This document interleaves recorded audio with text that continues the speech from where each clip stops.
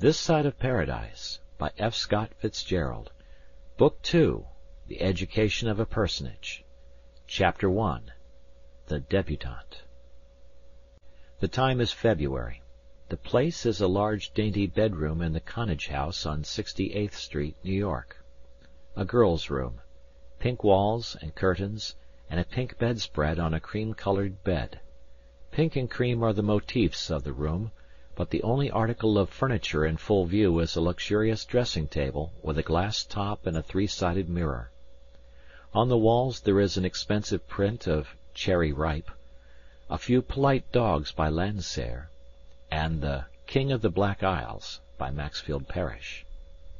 Great disorder consisting of the following items. 1. 7 or 8 empty cardboard boxes, with tissue-paper tongues hanging panting from their mouths. 2. An assortment of street dresses mingled with their sisters of the evening, all upon the table, all evidently new. 3. A roll of tulle, which has lost its dignity and wound itself tortuously around everything in sight. And 4. Upon the 2 small chairs, a collection of lingerie that beggars description. One would enjoy seeing the bill called forth by the finery displayed, and one is possessed by a desire to see the princess for whose benefit. Look! There's someone. Disappointment. This is only a maid hunting for something. She lifts a heap from a chair. Not there. Another heap. The dressing-table. The chiffonnier drawers. She brings to light several beautiful chemises and an amazing pyjama, but this does not satisfy her. She goes out. An indistinguishable mumble from the next room. Now we are getting warm. This is Alec's mother, Mrs. Connage, ample, dignified, rouged to the dowager point, and quite worn out. Her lips move significantly as she looks for it. Her search is less thorough than the maid's, but there is a touch of fury in it that quite makes up for its sketchiness. She stumbles on the tulle, and her "damn" is quite audible. She retires, empty-handed. More chatter outside, and a girl's voice, a very spoiled voice, says, "Of all the stupid people—" After a pause, a third seeker enters, not she of the spoiled voice, but a younger edition. This is Cecilia Connage, 16, pretty, shrewd, and constitutionally good-humoured. She is dressed for the evening in a gown, the obvious simplicity of which probably bores her. She goes to the nearest pile, selects a small pink garment, and holds it up appraisingly. Cecilia. Pink? Rosalind, outside. Yes. Cecilia. Very snappy? Rosalind. Yes. Cecilia. I've got it. She sees herself in the mirror of the dressing-table and commences to shimmy enthusiastically. Rosalind, outside. What are you doing? Trying it on? Cecilia ceases and goes out, carrying the garment at the right shoulder. From the other door enters Alec Connage. He looks around quickly, and in a huge voice shouts, "Mama!" There is a chorus of protest from next door, and encouraged he starts toward it, but is repelled by another chorus. Alec. So that's where you all are. Amory Blaine is here. Cecilia, quickly. Take him downstairs. Alec. Oh, he is downstairs. Mrs. Connage. Well, you can show him where his room is. Tell him I'm sorry that I can't meet him now.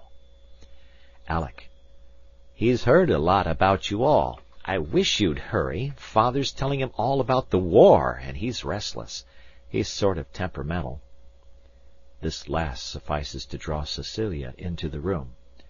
Cecilia, seating herself high upon lingerie. How do you mean, temperamental? You used to say that about him in letters. Alec. Oh, he writes stuff. Cecilia. Does he play the piano? Alec. Don't think so. Cecilia, speculatively. Drink? Alec. Yes, nothing queer about him. Cecilia. Money? Alec. Good Lord! Ask him. He used to have a lot, and he's got some income now. Mrs. Connage appears. Mrs. Connage. Alec, of course we're glad to have any friend of yours. Alec. You certainly ought to meet Amory. Mrs. Connage. Of course I want to, but I think it's so childish of you to leave a perfectly good home to go and live with 2 other boys in some impossible apartment. I hope it isn't in order that you all drink as much as you want. She pauses. He'll be a little neglected tonight. This is Rosalind's week, you see. When a girl comes out, she needs all the attention. Rosalind, outside. Well, then, prove it by coming here and hooking me. Mrs. Connage goes. Alec. Rosalind hasn't changed a bit. Cecilia, in a lower tone. She's awfully spoiled. Alec. She'll meet her match tonight. Cecilia. Who? Mr. Amory Blaine? Alec nods. Cecilia. Well, Rosalind has still to meet the man she can't outdistance. Honestly, Alec, she treats men terribly. She abuses them and cuts them, and breaks dates with them, and yawns in their faces, and they come back for more. Alec. They love it. Cecilia. They hate it. She's a sort of vampire, I think, and she can make girls do what she wants usually. Only she hates girls. Alec. Personality runs in our family. Cecilia, resignedly. I guess it ran out before it got to me. Alec. Does Rosalind behave herself? Cecilia. Not particularly well. Oh, she's average, smokes sometimes, drinks punch, frequently kissed. Oh, yes, common knowledge. One of the effects of the war, you know. Emerges Mrs. Connage. Mrs. Connage. Rosalind's almost finished, and I can go down and meet your friend. Alec and his mother go out. Rosalind, outside. Oh, Mother! Cecilia. Mother's gone down. And now Rosalind enters. Rosalind is utterly Rosalind. She is one of those girls who need never make the slightest effort to have men fall in love with them. 2 types of men seldom do. Dull men are usually afraid of her cleverness, and intellectual men are usually afraid of her beauty. All others are hers by natural prerogative. If Rosalind could be spoiled, the process would have been complete by this time, and as a matter of fact, her disposition is not all it should be. She wants what she wants when she wants it, and she is prone to make everyone around her pretty miserable when she doesn't get it. But in the true sense, she is not spoiled. Her fresh enthusiasm, her will to grow and learn, her endless faith in the inexhaustibility of romance, her courage and fundamental honesty, these things are not spoiled. There are long periods when she cordially loathes her whole family. She is quite unprincipled. Her philosophy is carpe diem for herself and laissez-faire for others. She loves shocking stories. She has that coarse streak that usually goes with natures that are both fine and big. She wants people to like her, but if they do not, it never worries her or changes her. She is by no means a model character. The education of all beautiful women is the knowledge of men. Rosalind has been disappointed in man after man as individuals, but she had great faith in man as a sex. Women she detested. They represented qualities that she felt and despised in herself: incipient meanness, conceit, cowardice, and petty dishonesty. She once told a roomful of her mother's friends that the only excuse for women was the necessity for a disturbing element among men. She danced exceptionally well, drew cleverly but hastily, and had a startling facility with words, which she used only in love letters. But all criticism of Rosalind ends in her beauty. There was that shade of glorious yellow hair, the desire to imitate which supports the dye industry. There was the eternal kissable mouth, small, slightly sensual, and utterly disturbing. There were gray eyes and an unimpeachable skin with 2 spots of vanishing color.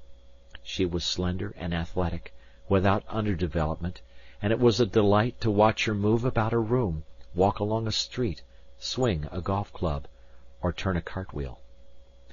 A last qualification. Her vivid, instant personality escaped that conscious, theatrical quality that Amory had found in Isabel. Monsignor Darcy would have been quite up a tree whether to call her a personality or a personage. She was perhaps the delicious, inexpressible, once-in-a-century blend. On the night of her debut she is, for all her strange, stray wisdom, quite like a happy little girl. Her mother's maid has just done her hair, but she has decided impatiently that she can do a better job herself. She is too nervous just now to stay in one place. To that we owe her presence in this littered room. She is going to speak. Isabel's alto tones have been like a violin. But if you could hear Rosalind, you would say her voice was musical as a waterfall. Rosalind. Honestly, there are only 2 costumes in the world that I really enjoy being in. Combing her hair at the dressing-table. One's a hoop skirt with pantaloons, the other's a one-piece bathing suit. I'm quite charming in both of them. Cecilia. Glad you're coming out? Rosalind. Yes, aren't you? Cecilia, cynically. You're glad so you can get married and live on Long Island with the fast younger married set. You want life to be a chain of flirtation with a man for every link. Rosalind. Want it to be one? You mean I've found it one. Cecilia. Ha! Rosalind. Cecilia, darling, you don't know what a trial it is to be like me. I've got to keep my face like steel in the street to keep men from winking at me. If I laugh hard from a front row in the theatre, the comedian plays to me for the rest of the evening. If I drop my voice, my eyes, my handkerchief at a dance, my partner calls me up on the phone every day for a week. Cecilia. It must be an awful strain. Rosalind. The unfortunate part is that the only men who interest me at all are the totally ineligible ones. Now, if I were poor, I'd go on the stage. Cecilia. Yes, you might as well get paid for the amount of acting you do. Rosalind. Sometimes when I felt particularly radiant, I've thought, why should this be wasted on one man? Cecilia. Often when you're particularly sulky, I've wondered why it should all be wasted on just one family. Getting up. I think I'll go down and meet Mr. Amory Blaine. I like temperamental men. Rosalind. There aren't any.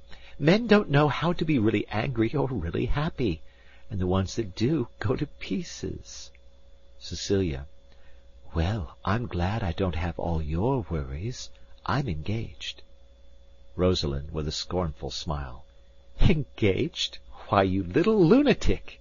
If Mother heard you talking like that, she'd send you off to boarding school, where you belong. Cecilia. You won't tell her, though, because I know things I could tell, and you're too selfish. Rosalind, a little annoyed. Run along, little girl. Who are you engaged to? The iceman? The man that keeps the candy store? Cecilia. Cheap wit. Goodbye, darling. I'll see you later. Rosalind. Oh, be sure and do that. You're such a help. Exit Cecilia. Rosalind finished her hair and rises, humming. She goes up to the mirror and starts to dance in front of it on the soft carpet. She watches not her feet, but her eyes, never casually, but always intently, even when she smiles. The door suddenly opens and then slams behind Amory, very cool and handsome as usual.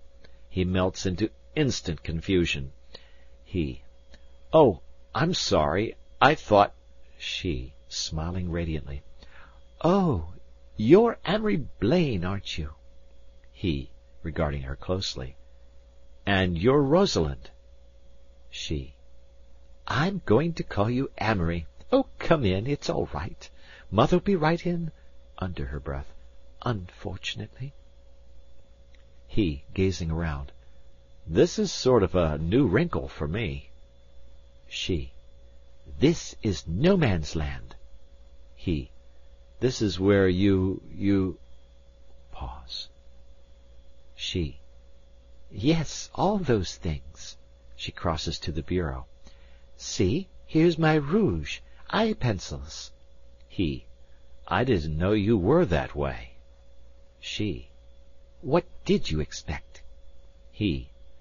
I thought you'd be sort of sexless. You know, swim and play golf. She. Oh, I do, but not in business hours. He. Business? She. 6 to 2, strictly. He. I'd like to have some stock in the corporation. She. Oh, it's not a corporation, it's just Rosalind Unlimited.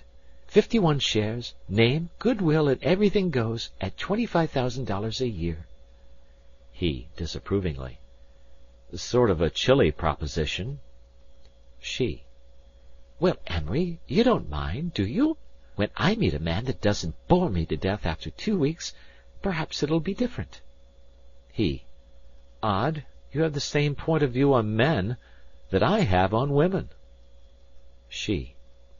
I'm not really feminine, you know, in my mind. He, interested. Go on. She. No, you go on. You've made me talk about myself. That's against the rules. He. Rules? She. My own rules, but you. Oh, Amory, I hear you're brilliant. The family expects so much of you. He. How encouraging. She. Alex said you taught him to think. Did you? I didn't believe anyone could. He. No, I'm really quite dull. He evidently doesn't intend this to be taken seriously. She. Liar. He. I'm religious. I'm literary. I've even written poems. She. There's Libra. Splendid. She declaims. The trees are green. The birds are singing in the trees. The girl sips her poison. The bird flies away. The girl dies. He, laughing. No, not that kind. She, suddenly. I like you. He. Don't. She. Modest, too. He. I'm afraid of you. I'm always afraid of a girl until I've kissed her. She, emphatically. My dear boy, the war is over. He. So I'll always be afraid of you. She, rather sadly. I suppose you will. A slight hesitation on both their parts. He, after due consideration. Listen, this is a frightful thing to ask. She, knowing what's coming. After 5 minutes. He. But will you? Kiss me? Or are you afraid? She. I'm never afraid, but your reasons are so poor. He. Rosalind, I really want to kiss you. She. So do I. They kiss, definitely and thoroughly. He, after a breathless second. Well, is your curiosity satisfied? She. Is yours? He. No, it's only aroused. He looks it. She, dreamily. I've kissed dozens of men. I suppose I'll kiss dozens more. He, abstractedly. Yes, I suppose you could, like that. She. Most people like the way I kiss. He, remembering himself. Good Lord, yes! Kiss me once more, Rosalind. She. No, my curiosity is generally satisfied at 1. He, discouraged. Is that a rule? She. I make rules to fit the cases. He. You and I are somewhat alike, except that I'm years older in experience. She. How old are you? He. Almost 23. You? She. 19, just. He. I suppose you're the product of a fashionable school. She. No, I'm fairly raw material. I was expelled from Spence. I've forgotten why. He. What's your general trend? She. Oh, I'm bright, quite selfish, emotional when aroused, fond of admiration. He, suddenly. I don't want to fall in love with you. She, raising her eyebrows. Nobody asked you to. He, continuing coldly. But I probably will. I love your mouth. She. Hush! Please don't fall in love with my mouth. Hair, eyes, shoulders, slippers, but not my mouth. Everybody falls in love with my mouth. He. It's quite beautiful. She.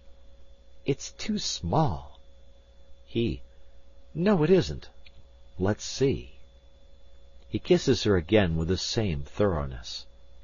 She, rather moved. Say something sweet. He, frightened. Lord help me. She, drawing away. Well, don't, if it's so hard. He. Shall we pretend? So soon? She.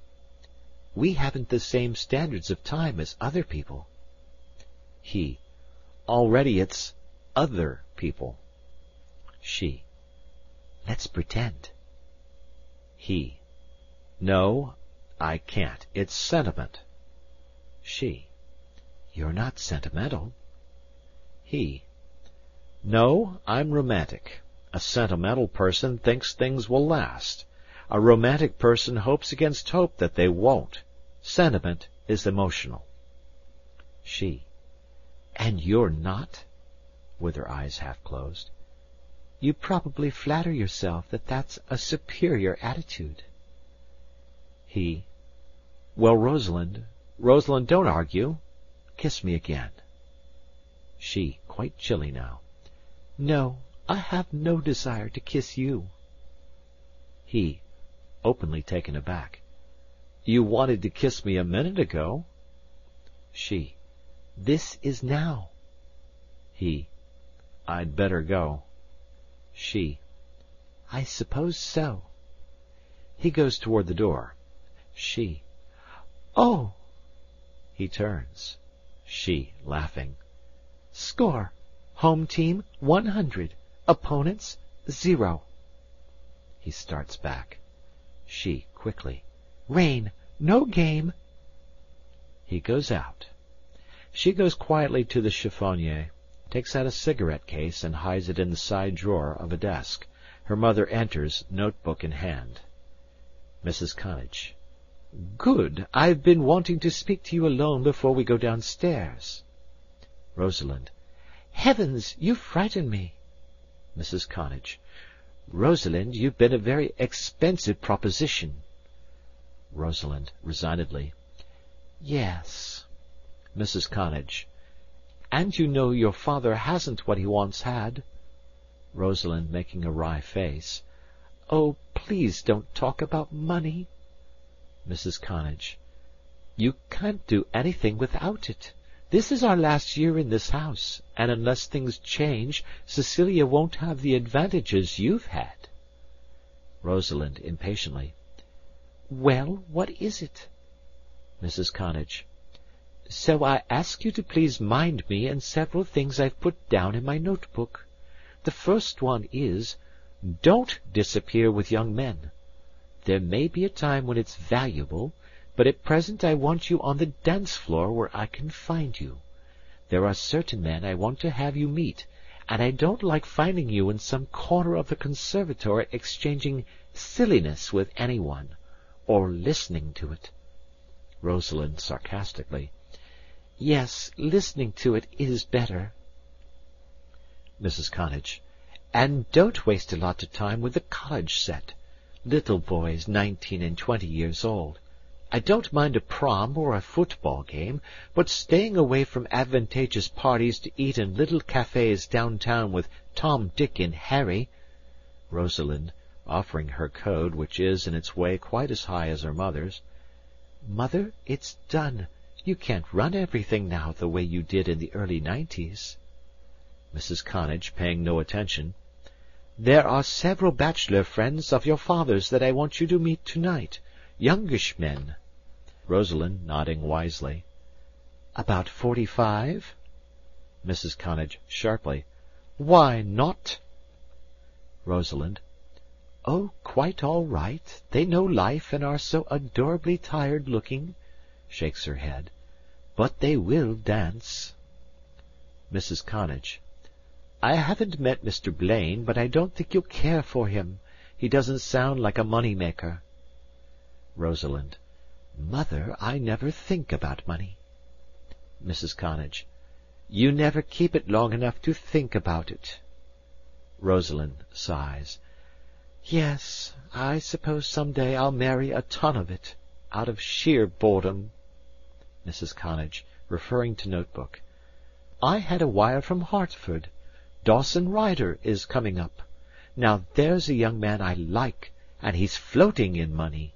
It seems to me that since you seem tired of Howard Gillespie, you might give Mr. Ryder some encouragement. This is the 3rd time he's been up in a month. Rosalind. How did you know I was tired of Howard Gillespie? Mrs. Connage. The poor boy looks so miserable every time he comes. Rosalind. That was one of those romantic pre-battle affairs. They're all wrong. Mrs. Connage, her say said. At any rate, make us proud of you tonight. Rosalind. Don't you think I'm beautiful? Mrs. Connage. You know you are. From downstairs is heard the moan of a violin being tuned, the roll of a drum. Mrs. Connage turns quickly to her daughter. Mrs. Connage. Come. Rosalind. 1 minute. Her mother leaves. Rosalind goes to the glass, where she gazes at herself with great satisfaction. She kisses her hand and touches her mirrored mouth with it. Then she turns out the lights and leaves the room. Silence for a moment. A few chords from the piano, the discreet patter of faint drums, the rustle of new silk, all blend on the staircase outside and drift in through the partly opened door. Bundled figures pass in the lighted hall. The laughter heard below becomes doubled and multiplied. Then someone comes in, closes the door, and switches on the lights. It is Cecilia. She goes to the chiffonier, looks in the drawers, hesitates. Then to the desk whence she takes the cigarette case and extracts one. She lights it, and then, puffing and blowing, walks toward the mirror. Cecilia, in tremendously sophisticated accents. Oh, yes. Coming out is such a farce nowadays, you know. One really plays around so much before one is 17 that it's positively anticlimax. Shaking hands with a visionary middle-aged nobleman.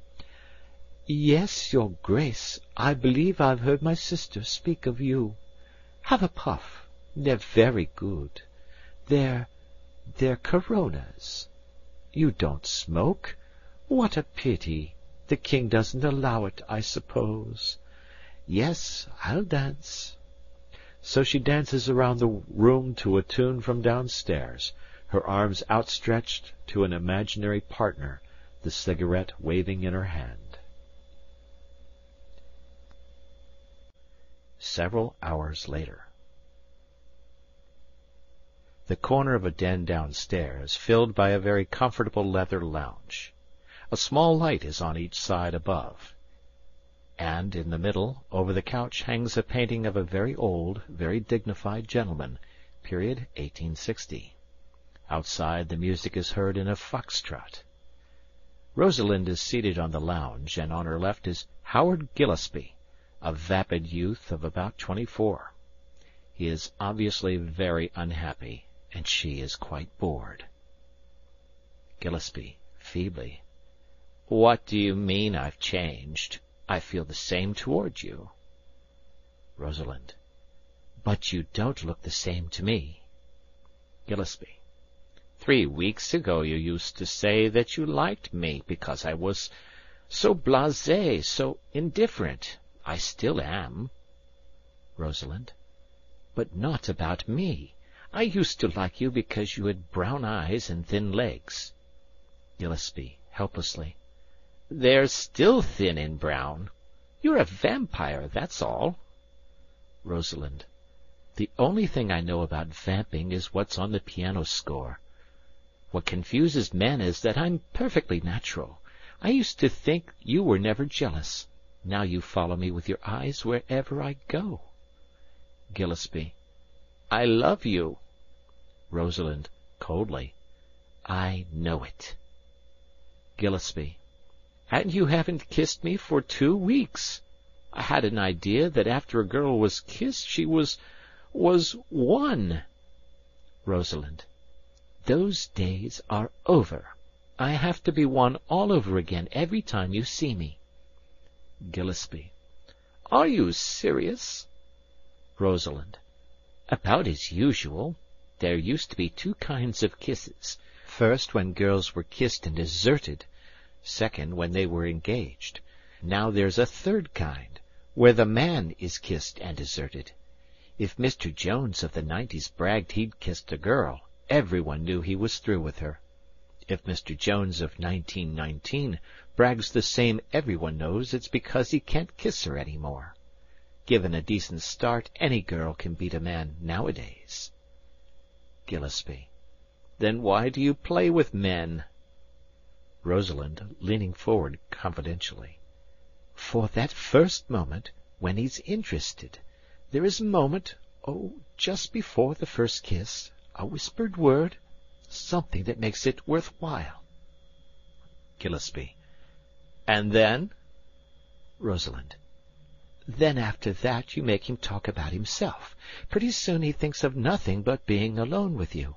He sulks, he won't fight, he doesn't want to play. Victory! Enter Dawson Ryder, 26, handsome, wealthy, faithful to his own, a bore perhaps, but steady and sure of success. Ryder. I believe this is my dance, Rosalind. Rosalind. Well, Dawson, so you recognize me. Now I know I haven't got too much paint on. Mr. Ryder, this is Mr. Gillespie. They shake hands, and Gillespie leaves, tremendously downcast. Ryder. Your party is certainly a success. Rosalind. Is it? I haven't seen it lately. I'm weary. Do you mind sitting out a minute? Ryder. Mind? I'm delighted. You know I loathe this rushing idea. See a girl yesterday, today, tomorrow. Rosalind. Dawson. Ryder. What? Rosalind. I wonder if you know you love me. Ryder, startled. What? Oh, you know you're remarkable. Rosalind. Because you know I'm an awful proposition. Anyone who marries me will have his hands full. I'm mean, mighty mean. Ryder. Oh, I wouldn't say that. Rosalind. Oh, yes, I am, especially to the people nearest to me. She rises. Come, let's go. I've changed my mind and I want to dance. Mother is probably having a fit. Exeunt. Enter Alec and Cecilia. Cecilia. Just my luck to get my own brother for an intermission. Alec, gloomily. I'll go if you want me to. Cecilia. Good heavens, no! With whom would I begin the next dance? Sighs. There's no color in a dance since the French officers went back. Alec, thoughtfully. I don't want Amory to fall in love with Rosalind. Cecilia. Why, I had an idea that was just what you did want. Alec. I did, but since seeing these girls, I don't know. I'm awfully attached to Amory. He's sensitive, and I don't want him to break his heart over somebody who doesn't care about him. Cecilia. He's very good-looking. Alec, still thoughtfully. She won't marry him, but a girl doesn't have to marry a man to break his heart.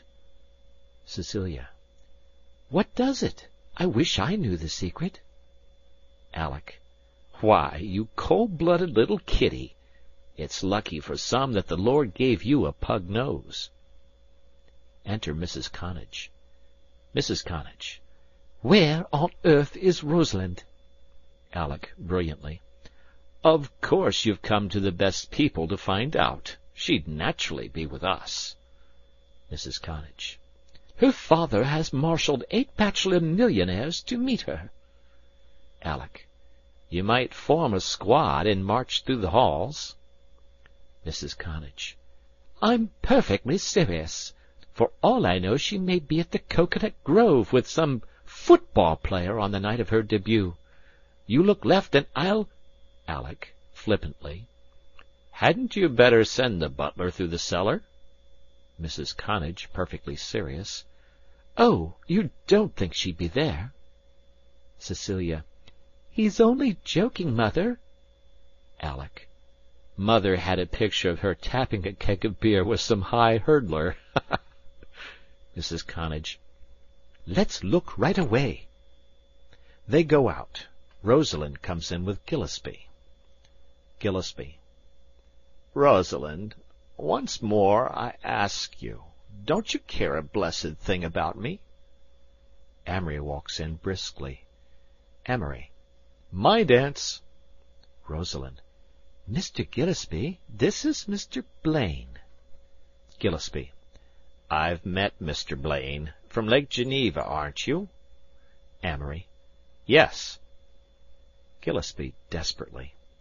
I've been there. It's in the Middle West, isn't it? Amory, spicily. Approximately, but I always felt that I'd rather be provincial hot tamale than soup without seasoning. Gillespie. What? Amory. Oh, no offense. Gillespie bows and leaves. Rosalind. He's too much people. Amory. I was in love with a people once. Rosalind. So? Amory. Oh, yes, her name was Isabel. Nothing at all to her except what I read into her. Rosalind. What happened? Amory. Finally I convinced her that she was smarter than I was. Then she threw me over. Said I was critical and impractical, you know. Rosalind. What do you mean, impractical? Amory. Oh, drive a car, but can't change a tire. Rosalind. What are you going to do? Amory. Can't say. Run for president, write. Rosalind. Greenwich Village? Amory. Good heavens, no. I said write, not drink. Rosalind. I like businessmen. Clever men are usually so homely. Amory. I feel as if I'd known you for ages. Rosalind. Oh, are you going to commence the pyramid story? Amory. No, I was going to make it French. I was Louis XIV, and you were one of my... Changing his tone. Suppose we fell in love. Rosalind. I've suggested pretending. Amory. If we did it, it would be very big. Rosalind. Why? Amory. Because selfish people are in a way terribly capable of great loves. Rosalind, turning her lips up. Pretend. Very deliberately they kiss. Amory. I can't say sweet things, but you are beautiful. Rosalind. Not that. Amory. What then? Rosalind, sadly. Oh, nothing. Only I want sentiment, real sentiment, and I never find it. Amory. I never find anything else in the world, and I loathe it. Rosalind. It's so hard to find a male to gratify one's artistic taste. Someone has opened a door, and the music of a waltz surges into the room. Rosalind rises. Rosalind. Listen, they're playing Kiss Me Again. He looks at her. Amory. Well? Rosalind. Well? Amory, softly, the battle lost. I love you. Rosalind. I love you, now. They kiss. Amory. Oh, God, what have I done? Rosalind. Nothing. Oh, don't talk. Kiss me again. Amory. I don't know why or how, but I love you from the moment I saw you. Rosalind. Me too. Oh, tonight's tonight. Her brother strolls in, starts, and then in a loud voice says, "Oh, excuse me," and goes. Rosalind, her lips scarcely stirring. Don't let me go. I don't care who knows what I do. Amory. Say it. Rosalind. I love you, now. They part. Oh, I am very youthful, thank God, and rather beautiful, thank God, and happy, thank God, thank God. She pauses, and then in an odd burst of prophecy adds, Poor Amory. He kisses her again. Kismet. Within 2 weeks, Amory and Rosalind were deeply and passionately in love. The critical qualities which had spoiled for each of them a dozen romances were dulled by the great wave of emotion that washed over them. It may be an insane love affair, she told her anxious mother, but it's not inane. The wave swept Amory into an advertising agency early in March, where he alternated between astonishing bursts of rather exceptional work and wild dreams of becoming suddenly rich and touring Italy with Rosalind. They were together constantly, for lunch, for dinner, and nearly every evening, always in a sort of breathless hush, as if they feared that any minute the spell would break and drop them out of this paradise of rose and flame. But the spell became a trance, seemed to increase from day to day. They began to talk of marrying in July, in June. All life was transmitted into terms of their love. All experience, all desires, all ambitions were nullified. Their senses of humor crawled into corners to sleep. Their former love affairs seemed faintly laughable and scarcely regretted juvenilia. For the second time in his life, Amory had had a complete bouleversement and was hurrying into line with his generation. A little interlude. Amory wandered slowly up the avenue and thought of the night as inevitably his, the pageantry and carnival of rich dusk and dim streets. It seemed that he had closed the book of fading harmonies at last and stepped into the sensuous, vibrant walks of life. Everywhere these countless lights, this promise of a night of streets and singing. He moved in a half-dream through the crowd as if expecting to meet Rosalind hurrying towards him with eager feet from every corner. How the unforgettable faces of dusk would blend to her, the myriad footsteps, 1,000 overtures, would blend to her footsteps, and there would be more drunkenness than wine in the softness of her eyes on his. Even his dreams now were faint violins, drifting like summer sounds upon the summer air. The room was in darkness, except for the faint glow of Tom's cigarette where he lounged by the open window. As the door shut behind him, Amory stood a moment with his back against it. "Hello, Benefuto Blaine. How went the advertising business today?"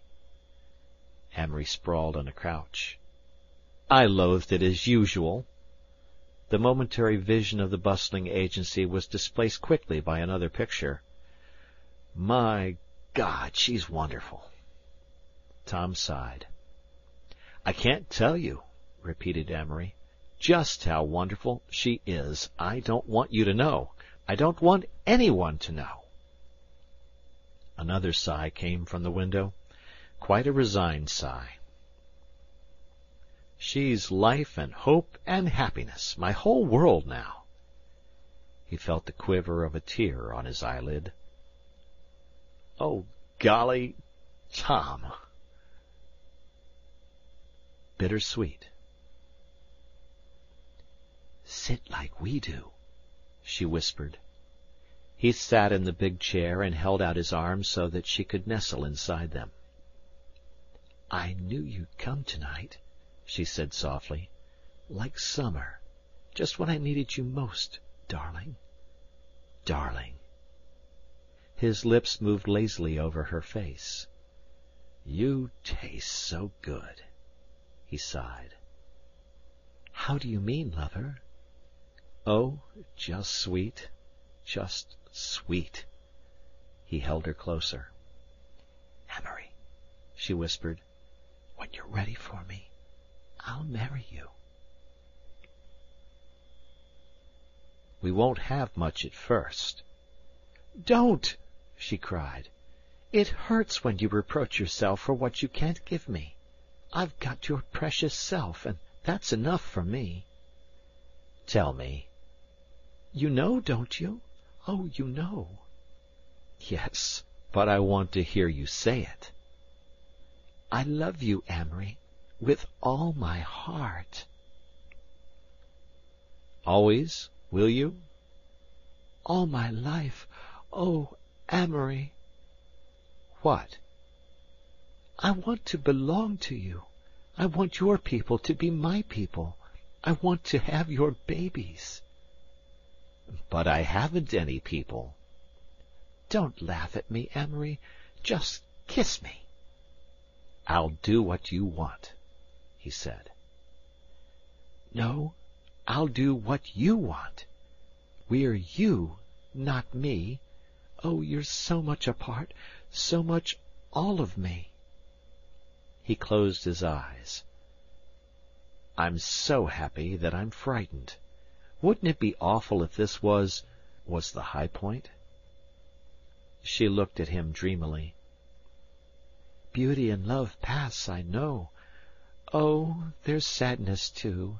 I suppose all great happiness is a little sad. Beauty means the scent of roses, and then the death of roses. Beauty means the agony of sacrifice and the end of agony. And, Amory, we're beautiful, I know. I'm sure God loves us. He loves you. You're his most precious possession. I'm not his. I'm yours. Amory, I belong to you. For the first time I regret all the other kisses. Now I know how much a kiss can mean. Then they would smoke, and he would tell her about his day at the office, and where they might live. Sometimes, when he was particularly loquacious, she went to sleep in his arms, but he loved that Rosalind, all Rosalinds, as he had never in the world loved anyone else. Intangibly fleeting, unrememberable hours. Aquatic incident. One day Amory and Howard Gillespie, meeting by accident downtown, took lunch together, and Amory heard a story that delighted him. Gillespie, after several cocktails, was in a talkative mood. He began by telling Amory that he was sure Rosalind was slightly eccentric. He had gone with her on a swimming party up in the Westchester County, and someone mentioned that Annette Kellerman had been there one day on a visit, and had dived from the top of a rickety 30-foot summer house. Immediately Rosalind insisted that Howard should climb up with her to see what it looked like. A minute later, as he sat and dangled his feet on the edge, a form shot by him. Rosalind, her arms spread in a beautiful swan dive, had sailed through the air into the clear water. Of course I had to go after that, and I nearly killed myself. I thought I was pretty good to even try it. Nobody else in the party tried it. Well, afterward Rosalind had the nerve to ask me why I stooped over when I dove. It didn't make it any easier, she said. It just took all the courage out of it. I ask you, what can a man do with a girl like that?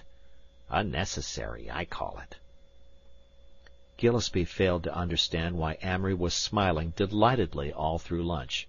He thought perhaps he was one of those hollow optimists. 5 weeks later. Again the library of the Connage house. Rosalind is alone, sitting on the lounge, staring very moodily and unhappily at nothing. She has changed perceptibly. She is a trifle thinner, for one thing. The light in her eyes is not so bright. She looks easily a year older. Her mother comes in, muffled in an opera cloak. She takes in Rosalind with a nervous glance. Mrs. Connage. Who is coming tonight? Rosalind fails to hear her, at least takes no notice. Mrs. Connage. Alec is coming up to take me to this Barry play. Et tu, Brutus. She perceives that she is talking to herself. Rosalind, I asked you, who is coming tonight? Rosalind, starting. What? Oh, Amory. Mrs. Connage, sarcastically. You have so many admirers lately that I couldn't imagine which one. Rosalind doesn't answer. Dawson Ryder is more patient than I thought he'd be. You haven't given him an evening this week. Rosalind, with a very weary expression that is quite new to her face. Mother, please. Mrs. Connage. Oh, I won't interfere. You've already wasted over 2 months on a theoretical genius who hasn't a penny to his name. But go ahead, waste your life on him. I won't interfere. Rosalind, as if repeating a tiresome lesson. You know he has a little income, and you know he's earning $35 a week in advertising. Mrs. Connage. And it wouldn't buy your clothes. She pauses, but Rosalind makes no reply. I have your best interests at heart when I tell you not to take a step you'll spend your days regretting. It's not as if your father could help you. Things have been hard for him lately, and he's an old man. You'd be dependent absolutely on a dreamer, a nice, well-born boy, but a dreamer, merely clever. She implies that this quality in itself is rather vicious. Rosalind. For heaven's sake, Mother. A maid appears, announces Mr. Blaine, who follows immediately. Amory's friends have been telling him for 10 days that he looks like the wrath of God, and he does. As a matter of fact, he has not been able to eat a mouthful in the last 36 hours. Amory. Good evening, Mrs. Connage. Mrs. Connage, not unkindly. Good evening, Amory. Amory and Rosalind exchange glances, and Alec comes in. Alec's attitude throughout has been neutral. He believes in his heart that the marriage would make Amory mediocre and Rosalind miserable, but he feels a great sympathy for both of them. Alec. Hi, Amory. Amory. Hi, Alec. Tom said he'd meet you at the theater. Alec. Yeah, just saw him. How's the advertising today? Write some brilliant copy? Amory. Oh, it's about the same. I got a raise. Everyone looks at him rather eagerly. Of $2 a week. General collapse. Mrs. Connage. Come, Alec, I hear the car. A good night, rather chilly in sections. After Mrs. Connage and Alec go out, there is a pause. Rosalind still stares moodily at the fireplace. Amory goes to her and puts his arm around her. Amory. Darling girl. They kiss. Another pause, and then she seizes his hand, covers it with kisses, and holds it to her breast. Rosalind, sadly. I love your hands more than anything. I see them often when you're away from me, so tired. I know every line of them. Dear hands. Their eyes meet for a second, and then she begins to cry, a tearless sobbing. Amory. Rosalind. Rosalind. Oh, we're so darned pitiful. Amory. Rosalind. Rosalind. Oh, I want to die.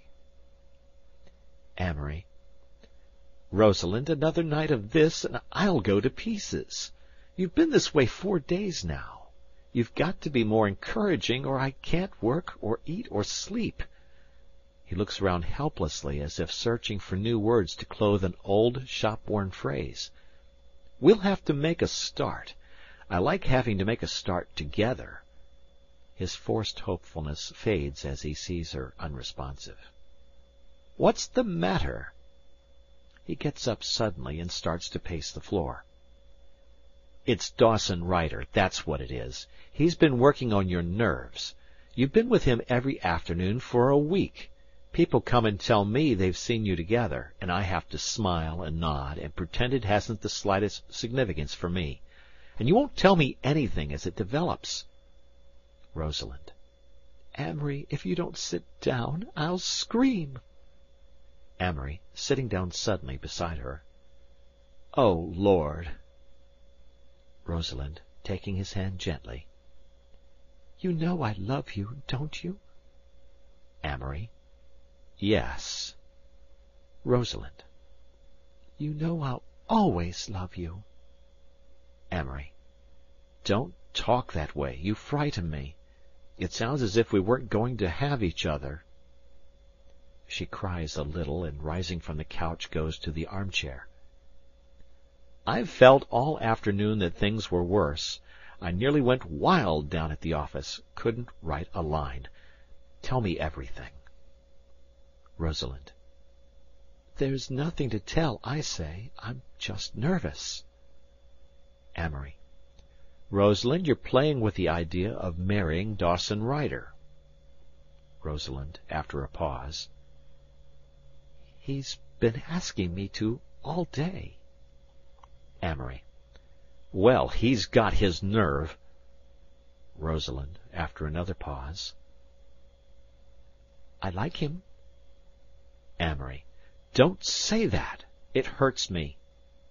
Rosalind. "Don't be a silly idiot. You know you're the only man I've ever loved, ever will love." Amory, quickly. "Rosalind, let's get married. Next week." Rosalind. "We can't." Amory. "Why not?" Rosalind. "Oh, we can't. I'll be your squaw, in some horrible place." Amory. "We'll have $275 a month, all told." Rosalind. "Darling, I don't even do my own hair, usually." Amory. "I'll do it for you." Rosalind, between a laugh and a sob. "Thanks." Amory. "Rosalind, you can't be thinking of marrying someone else. Tell me. You leave me in the dark. I can help you fight it out if you'll only tell me." Rosalind. "It's just us. We're pitiful, that's all. The very qualities I love you for are the ones that will always make you a failure." Amory, grimly. "Go on." Rosalind. "Oh, it is Dawson Ryder. He's so reliable I almost feel that he'd be a background." Amory. "You don't love him." Rosalind. "I know, but I respect him, and he's a good man and a strong one." Amory, grudgingly. "Yes, he's that." Rosalind. "Well, here's one little thing. There was a little poor boy we met in Rye, Tuesday afternoon, and, oh, Dawson took him on his lap and talked to him, and promised him an Indian suit, and next day he remembered and bought it. And, oh, it was so sweet, and I couldn't help thinking he'd be so nice to our children, take care of them, and I wouldn't have to worry." Amory, in despair. "Rosalind, Rosalind!" Rosalind, with a faint roguishness. "Don't look so consciously suffering." Amory. "What power we have of hurting each other!" Rosalind, commencing to sob again. "It's been so perfect, you and I, so like a dream that I'd longed for and never thought I'd find. The first real unselfishness I've ever felt in my life. and I can't see it fade out in a colorless atmosphere. Amory. It won't. It won't. Rosalind. I'd rather keep it as a beautiful memory tucked away in my heart. Amory. Yes, women can do that, but not men. I'd remember always, not the beauty of it while it lasted, but just the bitterness, the long bitterness. Rosalind. Don't. Amory. All the years never to see you, never to kiss you, just a gate shut and barred. You don't dare be my wife. Rosalind. No, no, I'm taking the hardest course, the strongest course. Marrying you would be a failure, and I never fail. If you don't stop walking up and down, I'll scream. Again he sinks despairingly onto the lounge. Amory. Come over here and kiss me. Rosalind. No. Amory. Don't you want to kiss me? Rosalind. Tonight I want you to love me calmly and coolly. Amory. The beginning of the end. Rosalind, with a burst of insight. Amory, you're young. I'm young. People excuse us now for our poses and vanities, for treating people like Sancho and yet getting away with it. They excuse us now, but you've got a lot of knocks coming to you. Amory. And you're afraid to take them with me. Rosalind. No, not that. There was a poem I read somewhere. You'll say Ella Wheeler Wilcox and laugh. But listen. For this is wisdom, to love and live, to take what fate or the gods may give, to ask no question, to make no prayer, to kiss the lips and caress the hair, speed passion's ebb as we greet its flow, to have and to hold, and in time let go. Amory. But we haven't had. Rosalind. Amory, I'm yours. You know it. There have been times in the last month I'd have been completely yours if you'd said so. But I can't marry you and ruin both our lives. Amory. We've got to take our chance for happiness. Rosalind. Dawson says I'd learn to love him. Amory, with his head sunk in his hands, does not move. The life seems suddenly gone out of him. Rosalind. Lover, lover, I can't do with you, and I can't imagine life without you. Amory. Rosalind, we're on each other's nerves. It's just that we're both high-strung and this weak. His voice is curiously old. She crosses to him and, taking his face in her hands, kisses him. Rosalind. I can't, Amory. I can't be shut away from the trees and flowers, cooped up in a little flat waiting for you. You'd hate me in a narrow atmosphere. I'd make you hate me. Again she is blinded by sudden, uncontrolled tears. Amory. Rosalind. Rosalind. Oh, darling, go. Don't make it harder. I can't stand it. Amory, his face drawn, his voice strained. Do you know what you're saying? Do you mean forever? There is a difference somehow in the quality of their suffering. Rosalind. Can't you see? Amory. I'm afraid I can't, if you love me. You're afraid of taking 2 years' knocks with me. Rosalind. I wouldn't be the Rosalind you love. Amory, a little hysterically. I can't give you up. I can't, that's all. I've got to have you. Rosalind, a hard note in her voice. You're being a baby now. Amory, wildly. I don't care. You're spoiling our lives. Rosalind. I'm doing the wise thing, the only thing. Amory. Are you going to marry Dawson Ryder? Rosalind. Oh, don't ask me. You know I'm old in some ways. In others, well, I'm just a little girl. I like sunshine and pretty things and cheerfulness, and I dread responsibility. I don't want to think about pots and kitchens and brooms. I want to worry whether my legs will get slick and brown when I swim in the summer. Amory. And you love me? Rosalind. That's just why it has to end. Drifting hurts too much. We can't have any more scenes like this. She draws his ring from her finger and hands it to him, their eyes blind again with tears. Amory, his lips against her wet cheek. Don't. Keep it, please. Oh, don't break my heart. She presses the ring softly into his hand. Rosalind, brokenly. You'd better go. Amory. Goodbye.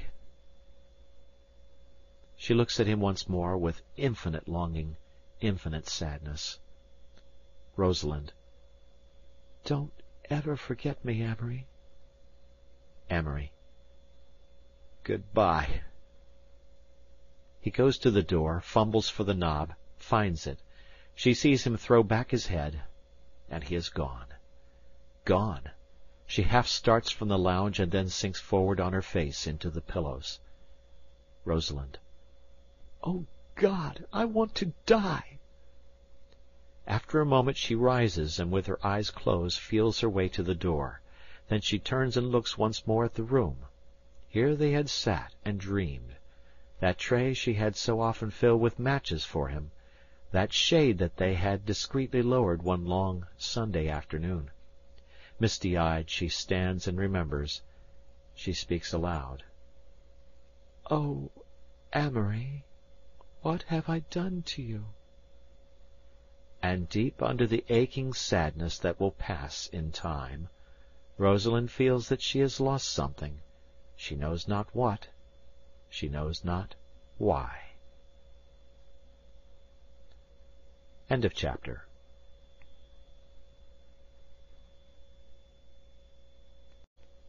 This Side of Paradise by F. Scott Fitzgerald. Book 2, Chapter 2. Experiments in Convalescence.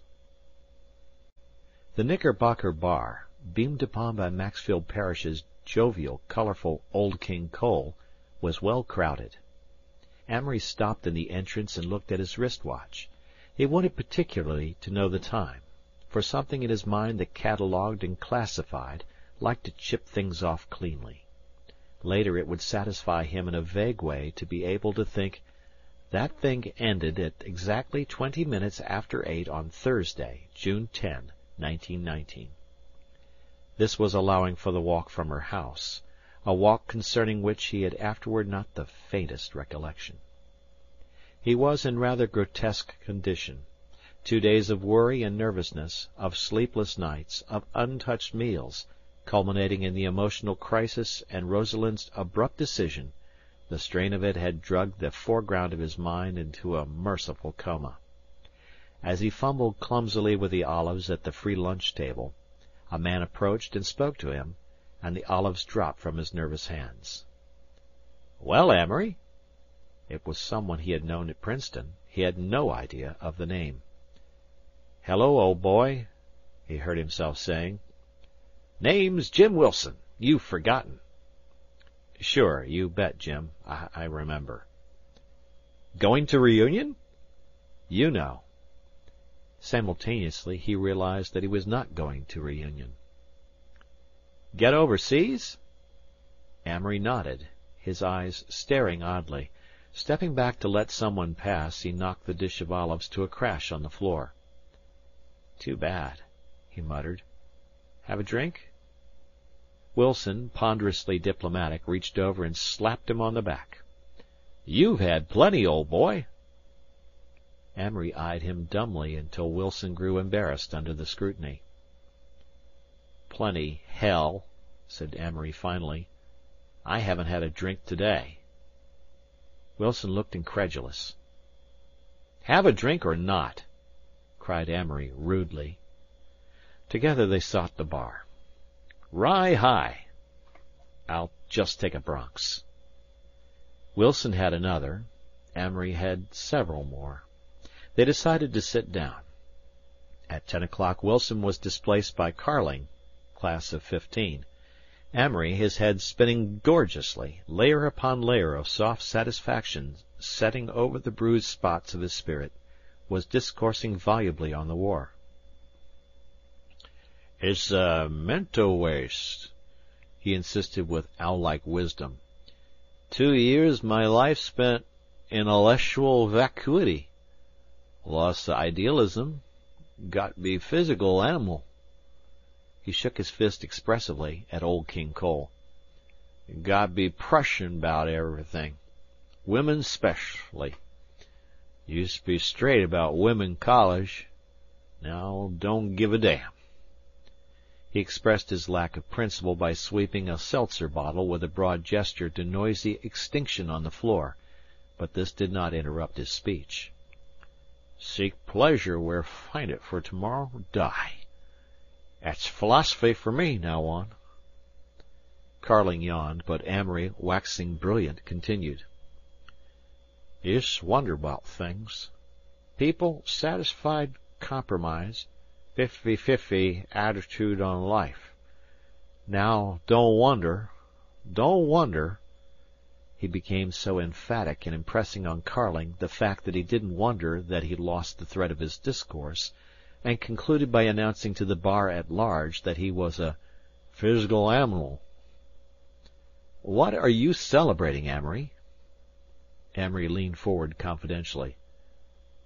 "Celebrating blowin' my life. Great moment blow my life. Can't tell you about it."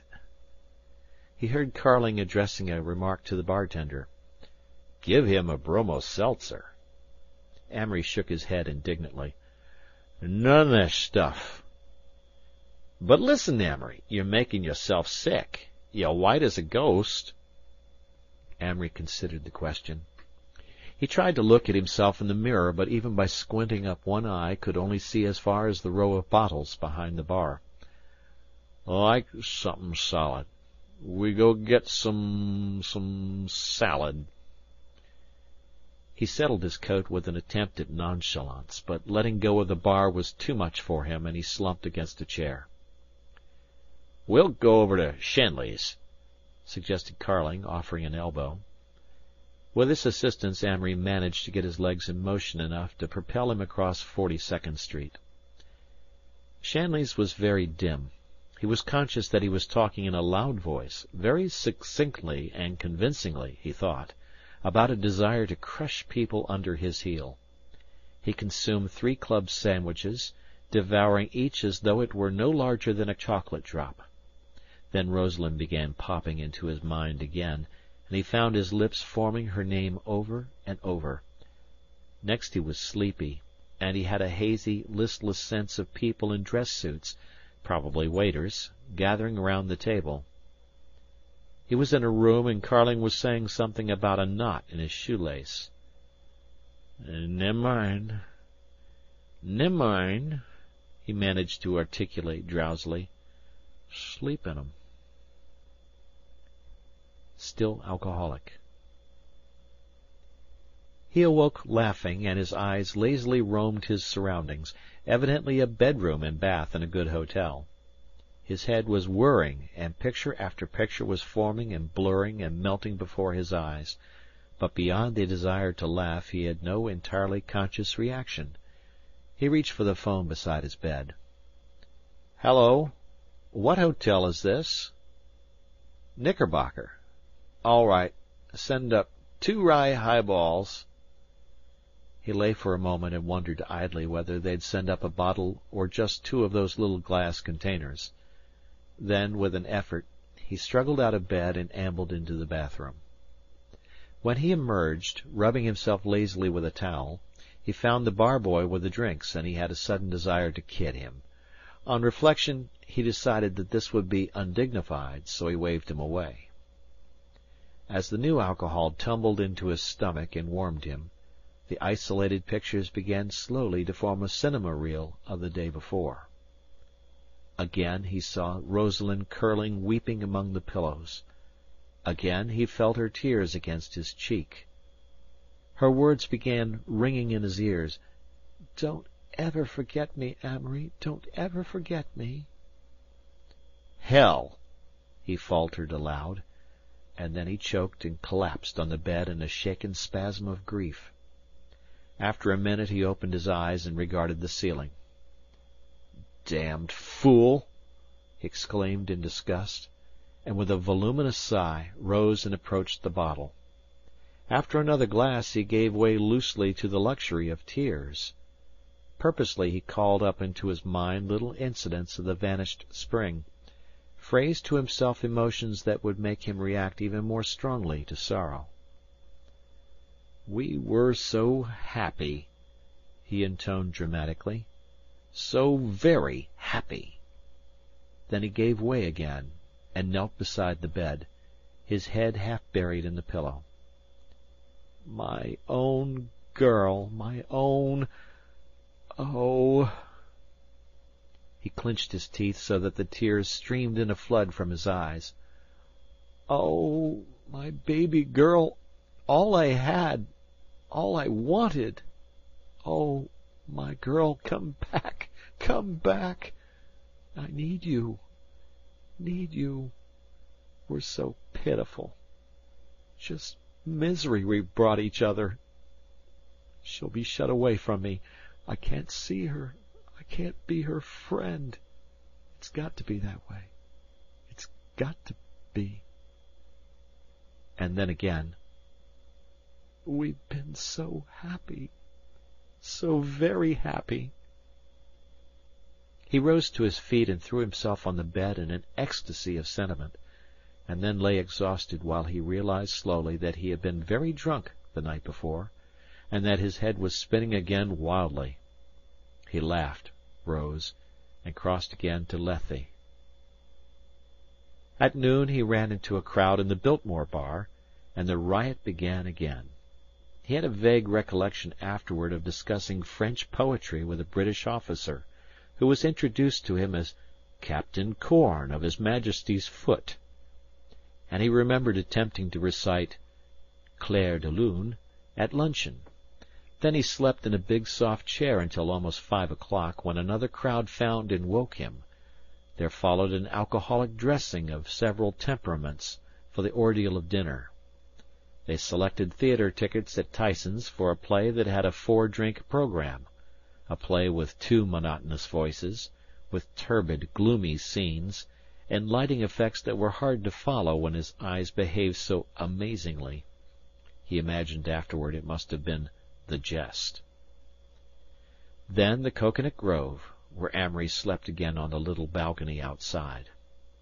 Out in Shanley's, Yonkers, he became almost logical, and by a careful control of the number of highballs he drank, grew quite lucid and garrulous.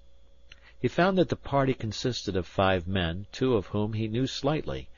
He became righteous about paying his share of the expense, and insisted in a loud voice on arranging everything then and there to the amusement of the tables around him. Someone mentioned that a famous cabaret star was at the next table, so Amory rose and approached gallantly, introduced himself. This involved him in an argument, first with their escort and then with the head waiter. Amory's attitude being a lofty and exaggerated courtesy, he consented, after being confronted with irrefutable logic, to being led back to his own table. "Decided to commit suicide," he announced suddenly. "When? Next year?" "Now. Tomorrow morning. Going to take a room at the Commodore, get into a hot bath, and open a vein." "He's getting morbid. You need another rye, old boy. We'll all talk it over tomorrow." But Amory was not to be dissuaded, from argument at least. "Did you ever get that way?" he demanded confidentially for Taccio. "Sure. Often?" My chronic state. This provoked discussion. One man said that he got so depressed sometimes that he seriously considered it. Another agreed that there was nothing to live for. Captain Corn, who had somehow rejoined the party, said that in his opinion it was when one's health was bad that one felt that way most. Amory's suggestion was that they should each order a Bronx, mix broken glass in it, and drink it off. To his relief no one applauded the idea, so having finished his highball, he balanced his chin in his hand and his elbow on the table, a most delicate, scarcely noticeable sleeping position, he assured himself, and went into a deep stupor. He was awakened by a woman clinging to him, a pretty woman, with brown, disarranged hair and dark blue eyes. "Take me home," she cried. "Hello," said Amory, blinking. "I like you," she announced tenderly. "I like you, too." He noticed that there was a noisy man in the background and that one of his party was arguing with him. "Fella I was with's a damn fool," confided the blue-eyed woman. "I hate him. I want to go home with you." "You drunk?" queried Amory with intense wisdom. She nodded coyly. "Go home with him," he advised gravely. "He brought you." At this point the noisy man in the background broke away from his detainers and approached. "Say," he said fiercely, "I brought this girl out here, and you're butting in." Amory regarded him coldly, while the girl clung to him closer. "You let go that girl!" cried the noisy man. Amory tried to make his eyes threatening. "You go to hell," he directed finally, and turned his attention to the girl. "Love first sight," he suggested. "I love you," she breathed and nestled close to him. She did have beautiful eyes. Someone leaned over and spoke in Amory's ear. "That's just Margaret Diamond. She's drunk, and this fella here brought her. Better let her go." "Let him take care of her, then," shouted Amory furiously. "I'm no WYCA worker, am I? Am I? Let her go." "It's her hanging on, damn it! Let her hang." The crowd around the table thickened. For an instant a brawl threatened, but a sleek waiter bent back Margaret Diamond's fingers until she released her hold on Amory, whereupon she slapped the waiter furiously in the face and flung her arms about her raging original escort. "Oh, Lord!" cried Amory.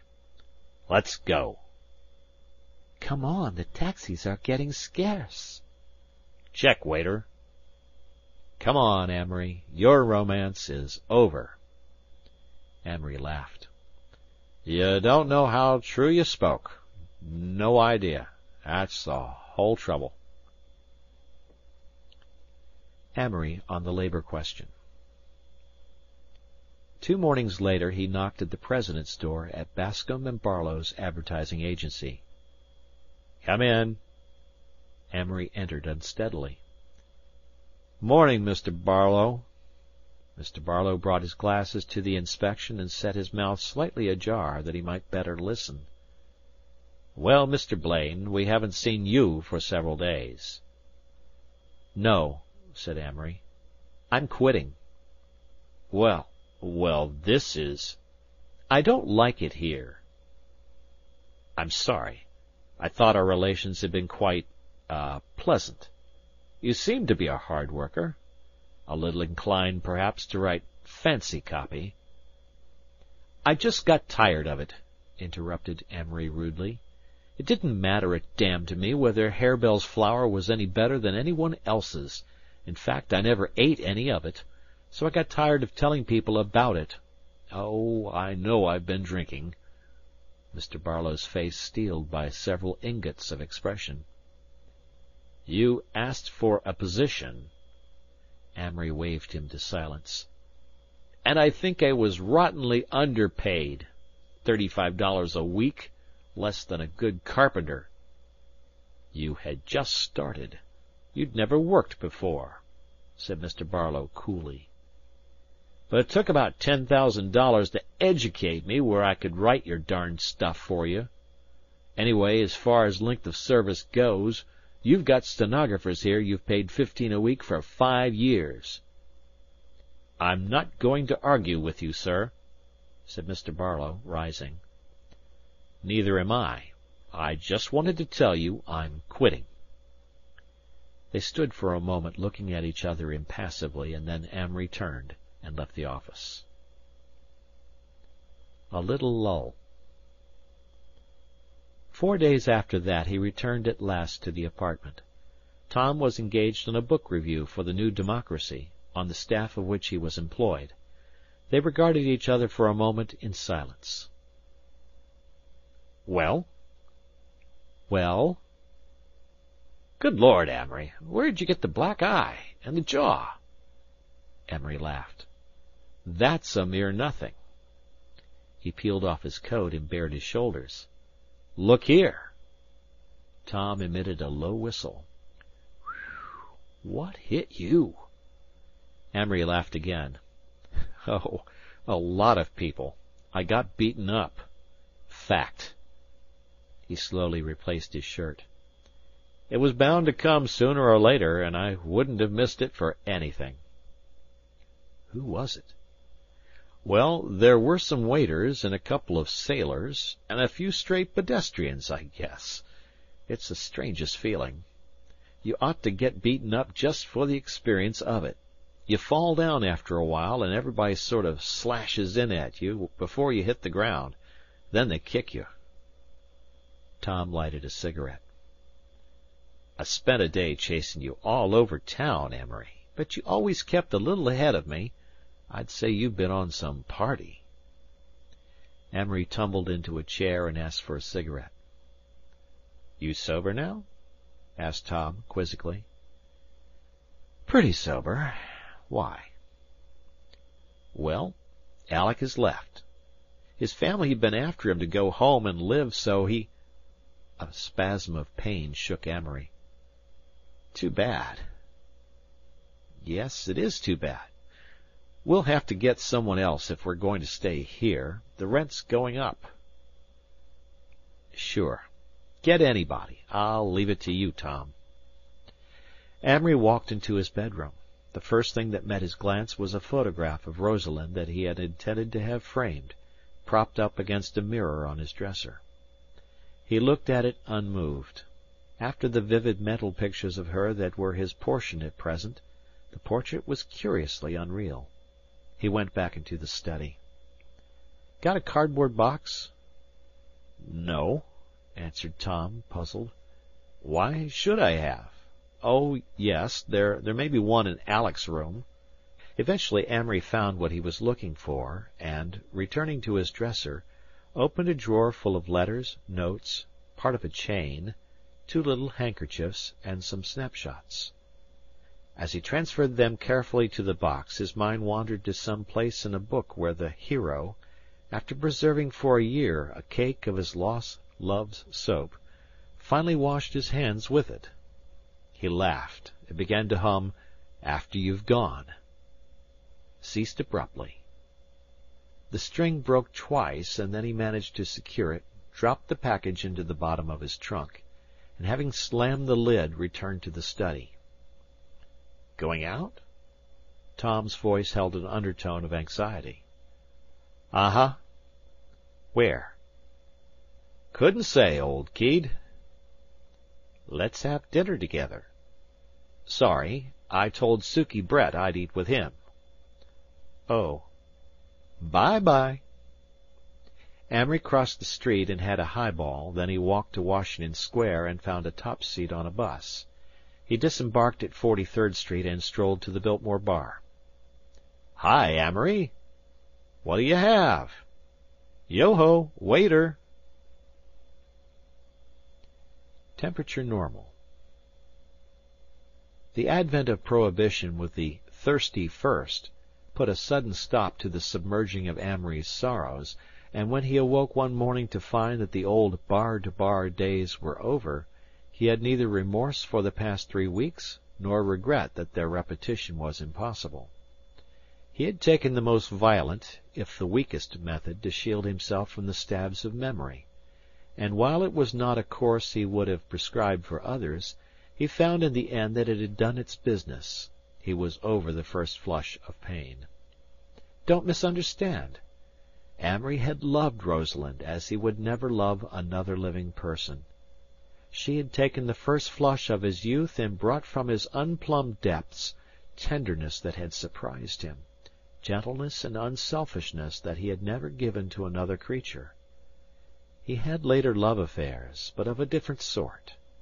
In those he went back to that, perhaps, more typical frame of mind, in which the girl became the mirror of a mood in him. Rosalind had drawn out what was more than passionate admiration. He had a deep, undying affection for Rosalind. But there had been, near the end, so much dramatic tragedy, culminating in the arabesque nightmare of his 3-week spree, that he was emotionally worn out. The people and surroundings that he remembered as being cool or delicately artificial seemed to promise him a refuge. He wrote a cynical story which featured his father's funeral and dispatched it to a magazine, receiving in return a check for $60 and a request for more of the same tone. This tickled his vanity, but inspired him to no further effort. He read enormously. He was puzzled and depressed by A Portrait of the Artist as a Young Man, intensely interested by Joan and Peter, and The Undying Fire, and rather surprised by his discovery through a critic named Mencken of several excellent American novels, Vandover and the Brute, The Damnation of Theron Ware, and Jenny Gerhardt. Mackenzie, Chesterton, Galsworthy, Bennett had sunk in his appreciation from sagacious, life-saturated geniuses to merely diverting contemporaries. Shaw's aloof clarity and brilliant consistency, and the gloriously intoxicated efforts of H.G. Wells to fit the key of romantic symmetry into the elusive lock of truth, alone won his rapt attention. He wanted to see Monsignor Darcy, to whom he had written when he had landed, but he had not heard from him. Besides, he knew that a visit to Monsignor would entail the story of Rosalind, and the thought of repeating it left him cold with horror. In his search for cool people he remembered Mrs. Lawrence, a very intelligent, very dignified lady, a convert to the Church, and a great devotee of Monsignor's. He called her on the phone one day. Yes, she remembered him perfectly. No, Monsignor wasn't in town, was in Boston, she thought. He'd promised to come to dinner when he returned. Couldn't Amory take luncheon with her? "I thought I'd better catch up, Mrs. Lawrence," he said rather ambiguously when he arrived. "Monsignor was here just last week," said Mrs. Lawrence regretfully. "He was very anxious to see you, but he'd left your address at home." "Did he think I'd plunged into Bolshevism?" asked Amory, interested. "Oh, he's having a frightful time." "Why?" "About the Irish Republic. He thinks it lacks dignity." "So?" "He went to Boston when the Irish President arrived, and he was greatly distressed because the receiving committee, when they rode in an automobile, would put their arms around the President." "I don't blame him." "Well, what impressed you more than anything while you were in the army? You look a great deal older." "That's from another, more disastrous battle," he answered, smiling in spite of himself. "But the army, let me see. Well, I discovered that physical courage depends to a great extent on the physical shape a man is in. I found that I was as brave as the next man. It used to worry me before." "What else?" "Well, the idea that men can stand anything if they get used to it, and the fact that I got a high mark in the psychological examination." Mrs. Lawrence laughed. Amory was finding it a great relief to be in this cool house on Riverside Drive, away from more condensed New York and the sense of people expelling great quantities of breath into a little space. Mrs. Lawrence reminded him vaguely of Beatrice, not in temperament, but in her perfect grace and dignity. The house, its furnishings, the manner in which dinner was served, were in immense contrast to what he had met in the great places on Long Island, where the servants were so obtrusive that they had positively to be bumped out of the way, or even in the houses of more conservative Union Club families. He wondered if this air of symmetrical restraint, this grace, which he felt was continental, was distilled through Mrs. Lawrence's New England ancestry, or acquired in long residence in Italy and Spain. 2 glasses of Sauterne at luncheon loosened his tongue, and he talked with what he felt was something of his old charm, of religion and literature, and the menacing phenomena of the social order. Mrs. Lawrence was ostensibly pleased with him, and her interest was especially in his mind. He wanted people to like his mind again. After a while it might be such a nice place in which to live. Monsignor Darcy still thinks that you're his reincarnation, that your faith will eventually clarify. Perhaps, he assented. I'm rather pagan at present. It's just that religion doesn't seem to have the slightest bearing on life at my age. When he left her house, he walked down Riverside Drive with a feeling of satisfaction.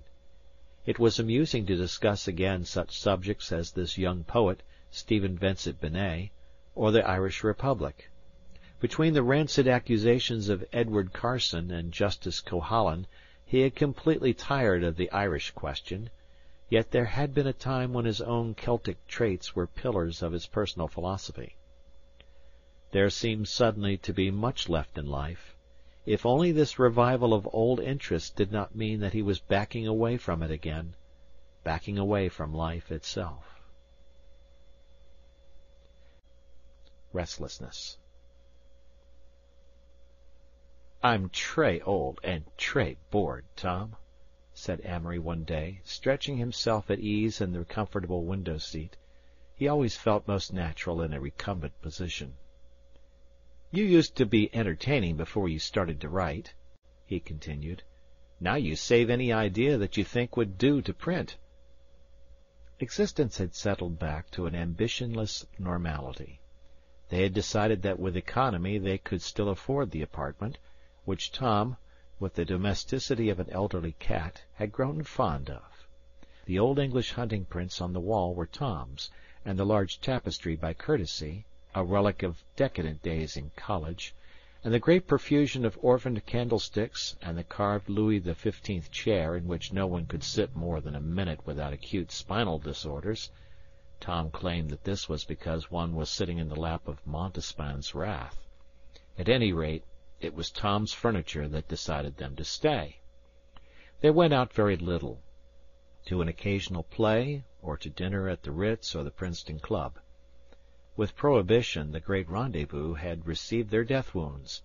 No longer could one wander to the Biltmore bar at 12 or 5 and see congenial spirits, and both Tom and Amory had outgrown the passion for dancing with Midwestern or New Jersey debbies at the Club de Vin, surnamed the Club de Gink, or the Plaza Rose Room, because even that required several cocktails to come down to the intellectual level of the women present, as Amory had once put it to a horrified matron.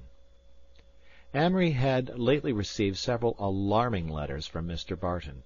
The Lake Geneva house was too large to be easily rented. The best rent obtainable at present would serve this year to little more than pay for the taxes and necessary improvements. In fact, the lawyer suggested that the whole property was simply a white elephant on Amory's hands. Nevertheless, even though it might not yield a cent for the next 3 years, Amory decided with a vague sentimentality that for the present, at any rate, he would not sell the house. This particular day on which he announced his ennui to Tom had been quite typical. He had risen at noon, lunched with Mrs. Lawrence, and then ridden abstractedly homeward atop one of his beloved buses. "Why shouldn't you be bored?" yawned Tom. "Isn't that the conventional frame of mind for the young man of your age and condition?" Yes, said Amory speculatively. But I'm more than bored. I'm restless. Love and war did for you. Well, Amory considered, I'm not sure that the war itself had any great effect on either you or me, but it certainly ruined the old backgrounds, sort of killed individualism out of our generation. Tom looked up in surprise. Yes, it did, insisted Amory. I'm not sure it didn't kill it out of the whole world. Oh, Lord, what a pleasure it used to be to dream I might be a really great dictator or writer or religious or political leader. And now even a Leonardo da Vinci or Lorenzo de Medici couldn't be a real old-fashioned bolt in the world. Life is too huge and complex. The world is so overgrown that it can't lift its own fingers, and I was planning to be such an important finger. I don't agree with you, Tom interrupted. There never were men placed in such egotistic positions since the French Revolution. Amory disagreed violently. You're mistaking this period when every nut is an individualist for a period of individualism. Wilson has only been powerful when he has represented. He's had to compromise over and over again. Just as soon as Trotsky and Lenin take a definite, consistent stand, they'll become merely two-minute figures like Kerensky. Even Foch hasn't half the significance of Stonewall Jackson. War used to be the most individualistic pursuit of man, and yet the popular heroes of the war had neither authority nor responsibility. Guynemer and Sergeant York. How could a schoolboy make a hero of Pershing?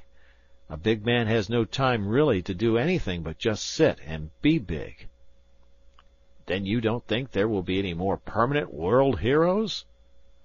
Yes, in history, not in life. Carlyle would have difficulty getting material for a new chapter on the hero as a big man. Go on, I'm a good listener today. People try so hard to believe in leaders now, pitifully hard. But we no sooner get a popular reformer or politician or soldier or writer or philosopher, a Roosevelt, a Tolstoy, a Wood, a Shaw, a Nietzsche, than the cross-currents of criticism wash him away. My Lord, no man can stand prominence these days. It's the surest path to obscurity. People get sick of hearing the same name over and over. Then you blame it on the press? Absolutely. Look at you. You're on the New Democracy, considered the most brilliant weekly in the country, read by the men who do things and all that. What's your business? Why, to be as clever, as interesting, and as brilliantly cynical as possible about every man, doctrine, book, or policy that is assigned you to deal with. The more strong lights, the more spiritual scandal you can throw on the matter, the more money they pay you, the more the people buy the issue. You, Tom D'Invilliers, a blighted Shelley, changing, shifting, clever, unscrupulous, represent the critical consciousness of the race. Oh, don't protest. I know the stuff. I used to write book reviews in college. I considered it rare sport to refer to the latest honest, conscientious effort to propound a theory or a remedy as a welcome addition to our light summer reading. Come on, now, admit it. Tom laughed, and Amory continued triumphantly. We want to believe. Young students try to believe in older authors. Constituents try to believe in their congressmen. Countries try to believe in their statesmen, but they can't. Too many voices, too much scattered, illogical, ill-considered criticism. It's worse in the case of newspapers. Any rich, unprogressive old party with that particularly grasping, acquisitive form of mentality known as financial genius can own a paper that is the intellectual meat and drink of thousands of tired, hurried men too involved in the business of modern living to swallow anything but a pre-digested food. For 2 cents, the voter buys his politics, prejudices, and philosophy. A year later there is a new political ring, or a change in the paper's ownership, consequence, more confusion, more contradiction, a sudden inrush of new ideas, their tempering, their distillation, their reaction against them. He paused only to get his breath. And that is why I have sworn not to put pen to paper until my ideas either clarify or depart entirely. I have quite enough sins on my soul without putting dangerous, shallow epigrams into people's heads. I might cause a poor, inoffensive capitalist to have a vulgar liaison with a bomb, or get some innocent little Bolshevik tangled up with a machine-gun bullet. Tom was growing restless under this lampooning of his connection with the New Democracy. What's all this got to do with your being bored? Amory considered that it had much to do with it. How will I fit in? He demanded. What am I for? To propagate the race? According to the American novels, we are led to believe that the healthy American boy, from 19 to 25, is an entirely sexless animal. As a matter of fact, the healthier he is, the less that's true. The only alternative to letting it get you is some violent interest. Well, the war is over, and I believe too much in the responsibilities of authorship to write just now. And business, well, business speaks for itself. It has no connection with anything in the world that I've ever been interested in, except a slim utilitarian connection with economics. What I'd see of it, lost in a clerkship, for the next and best 10 years of my life would have the intellectual content of an industrial movie. Try fiction, suggested Tom.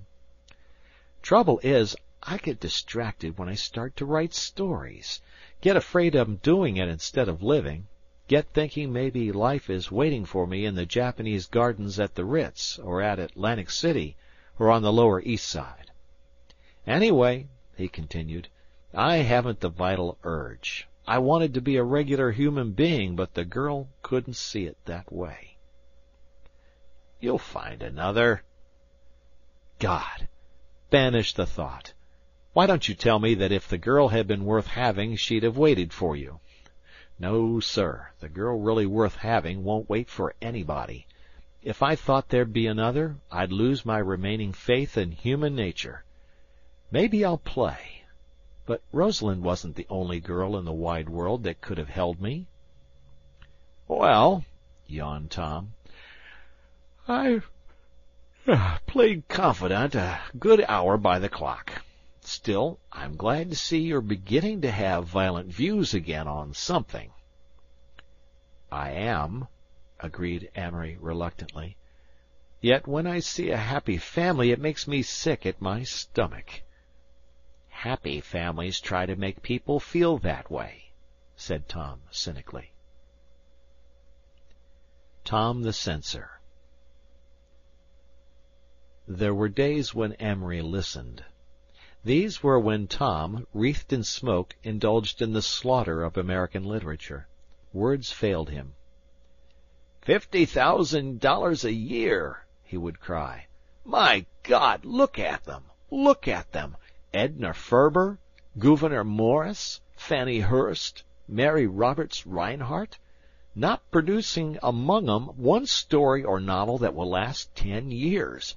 This man Cobb, I don't think he's either clever or amusing, and what's more, I don't think very many people do, except the editors. He's just groggy with advertising, and oh, Harold Bell Wright, oh, Zane Grey. They try. No, they don't even try. Some of them can write, but they won't sit down and do one honest novel. Most of them can't write, I'll admit. I believe Rupert Hughes tries to give a real comprehensive picture of American life, but his style and perspective are barbarous. Ernest Poole and Dorothy Canfield try, but they're hindered by their absolute lack of any sense of humor. But at least they crowd their work instead of spreading it thin. Every author ought to write every book as if he were going to be beheaded the day he finished it. Is that double entente? Don't slow me up. Now there's a few of 'em that seem to have some cultural background, some intelligence, and a good deal of literary felicity, but they just simply won't write honestly. They'd all claim there was no public for good stuff.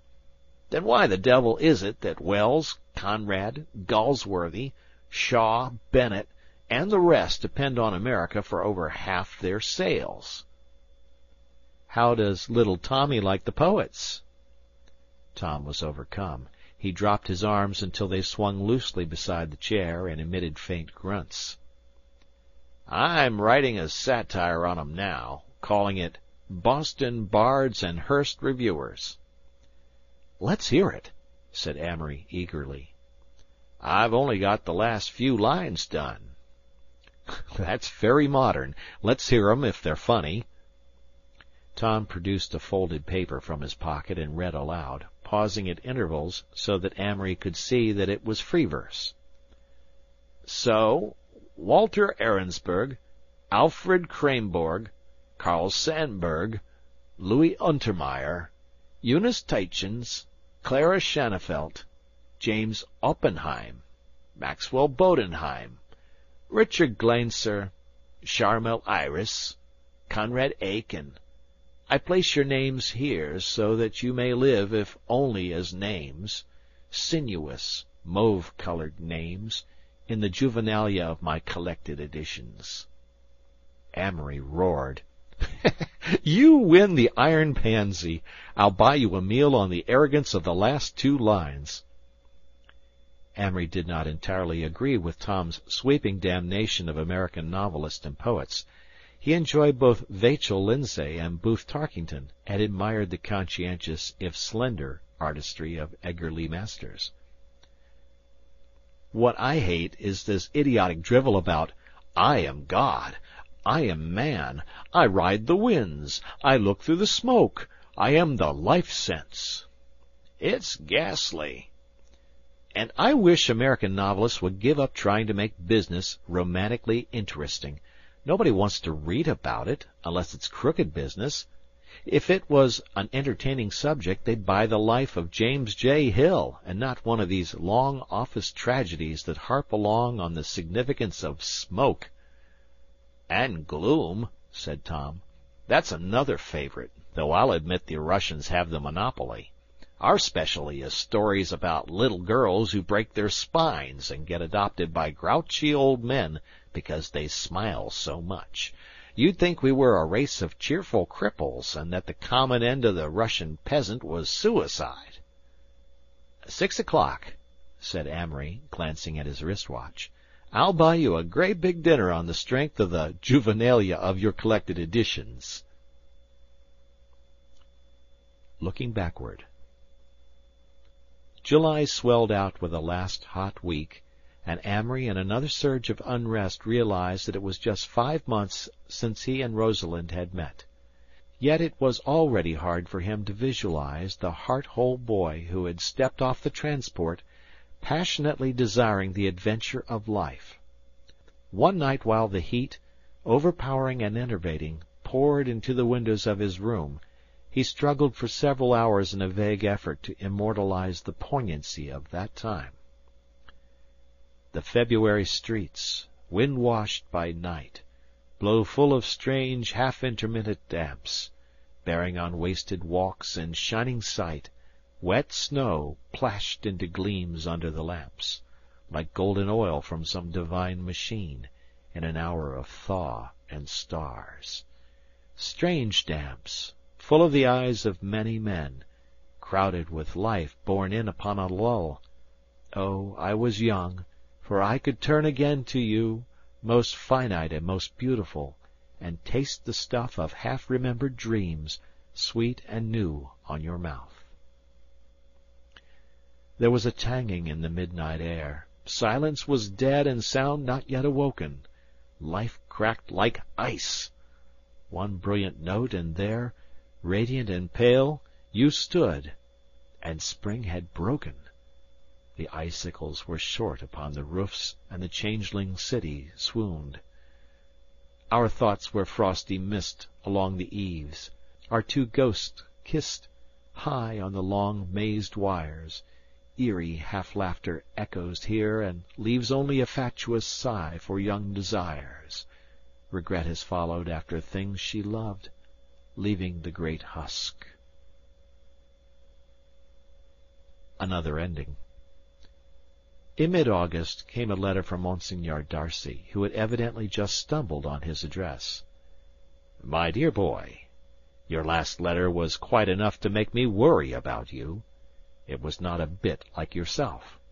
Reading between the lines, I should imagine that your engagement to this girl is making you rather unhappy, and I see you have lost all the feeling of romance that you had before the war. You make a great mistake if you think you can be a romantic without religion. Sometimes I think that with both of us the secret of success, when we find it, is the mystical element in us.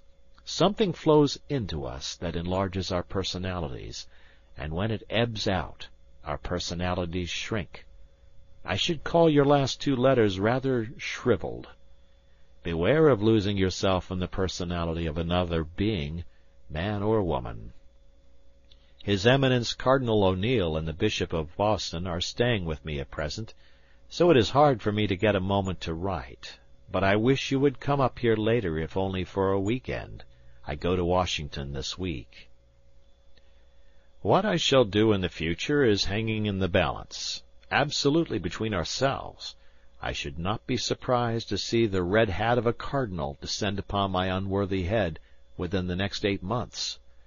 In any event, I should like to have a house in New York or Washington where you could drop in for week-ends. Amory, I'm very glad we're both alive. This war could easily have been the end of a brilliant family. But in regard to matrimony, you are now at the most dangerous period of your life. You might marry in haste and repent at leisure, but I think you won't. From what you write me about the present calamitous state of your finances, what you want is naturally impossible. However, if I judge you by the means I usually choose, I should say that there will be something of an emotional crisis within the next year. Do write me. I feel annoyingly out of date on you. With greatest affection, Thayer Darcy. Within a week after the receipt of this letter, their little household fell precipitously to pieces. The immediate cause was the serious and probably chronic illness of Tom's mother. So they stored the furniture, gave instructions to sublet, and shook hands gloomily in the Pennsylvania station. Amory and Tom seemed always to be saying good-bye. Feeling very much alone, Amory yielded to an impulse and set off southward, intending to join Monsignor in Washington. They missed connections by 2 hours, and, deciding to spend a few days with an ancient, remembered uncle, Amory journeyed up through the luxuriant fields of Maryland into Ramilly County. But instead of 2 days, his stay lasted from mid-August nearly through September, for in Maryland he met Eleanor. End of chapter.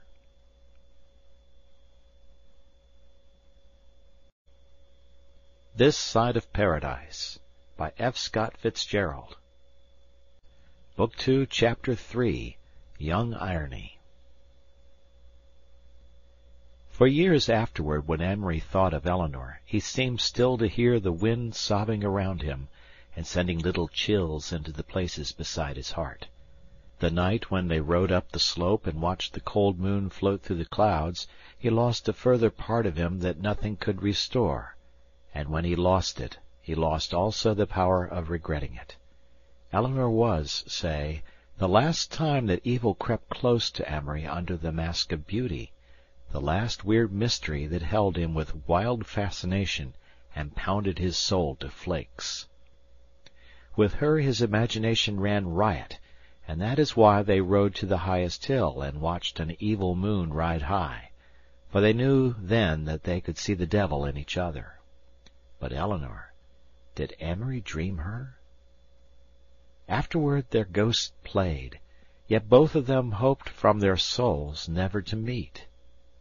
Was it the infinite sadness of her eyes that drew him, or the mirror of himself that he found in the gorgeous clarity of her mind?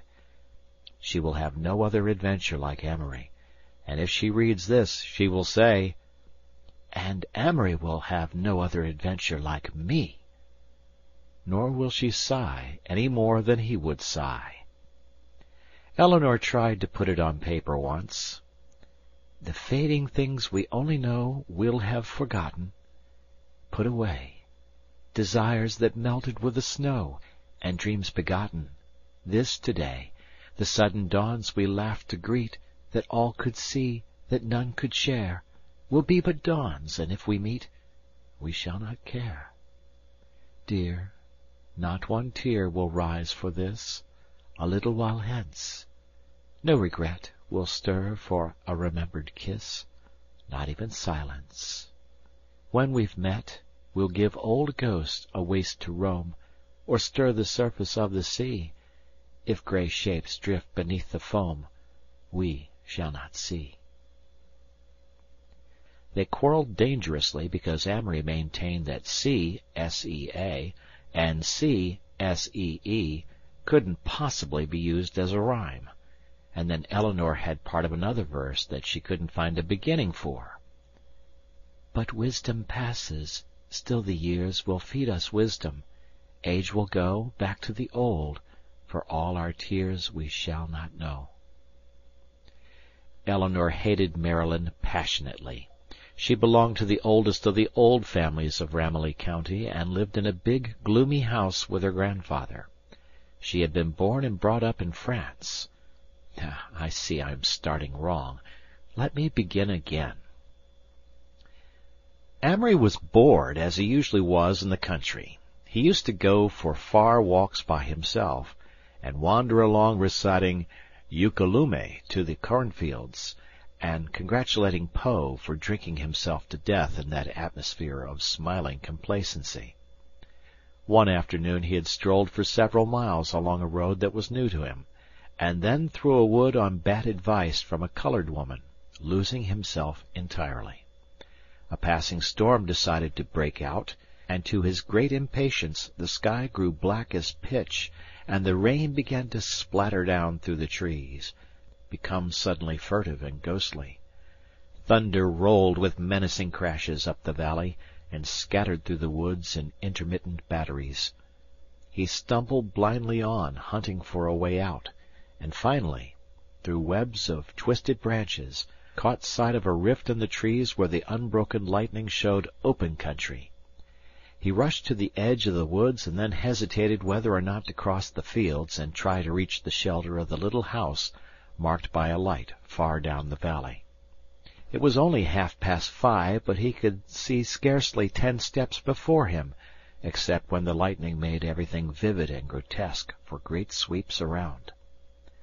Suddenly a strange sound fell on his ears. It was a song in a low, husky voice, a girl's voice, and whoever was singing was very close to him. A year before he might have laughed or trembled, but in his restless mood he only stood and listened while the words sank into his consciousness.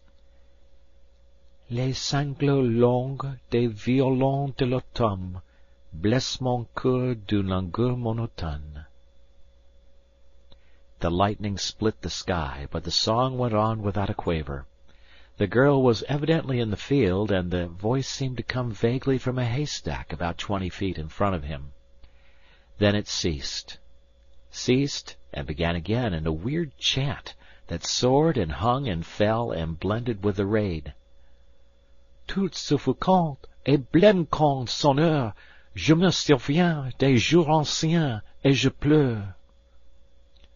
Who the devil is there in Ramilly County, muttered Amory aloud, who would deliver Verlaine in an extemporaneous tune to a soaking haystack?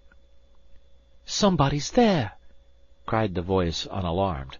Who are you? Manfred, St. Christopher, or Queen Victoria? I'm Don Juan, Amory shouted on impulse, raising his voice above the noise of the rain and the wind.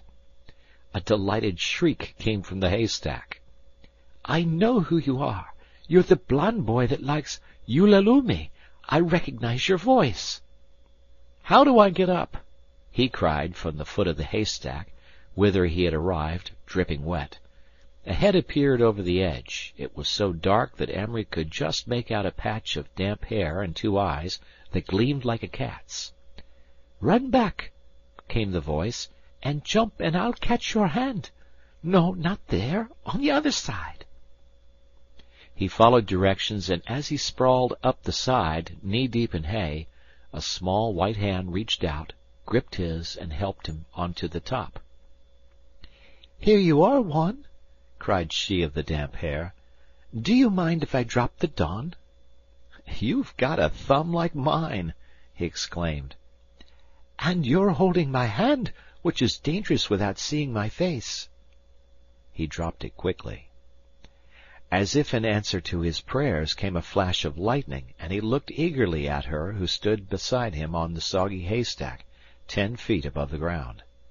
But she had covered her face, and he saw nothing but a slender figure, dark, damp-bobbed hair, and the small white hands with the thumbs that bent back like his. "Sit down," she suggested politely, as the dark closed in on them.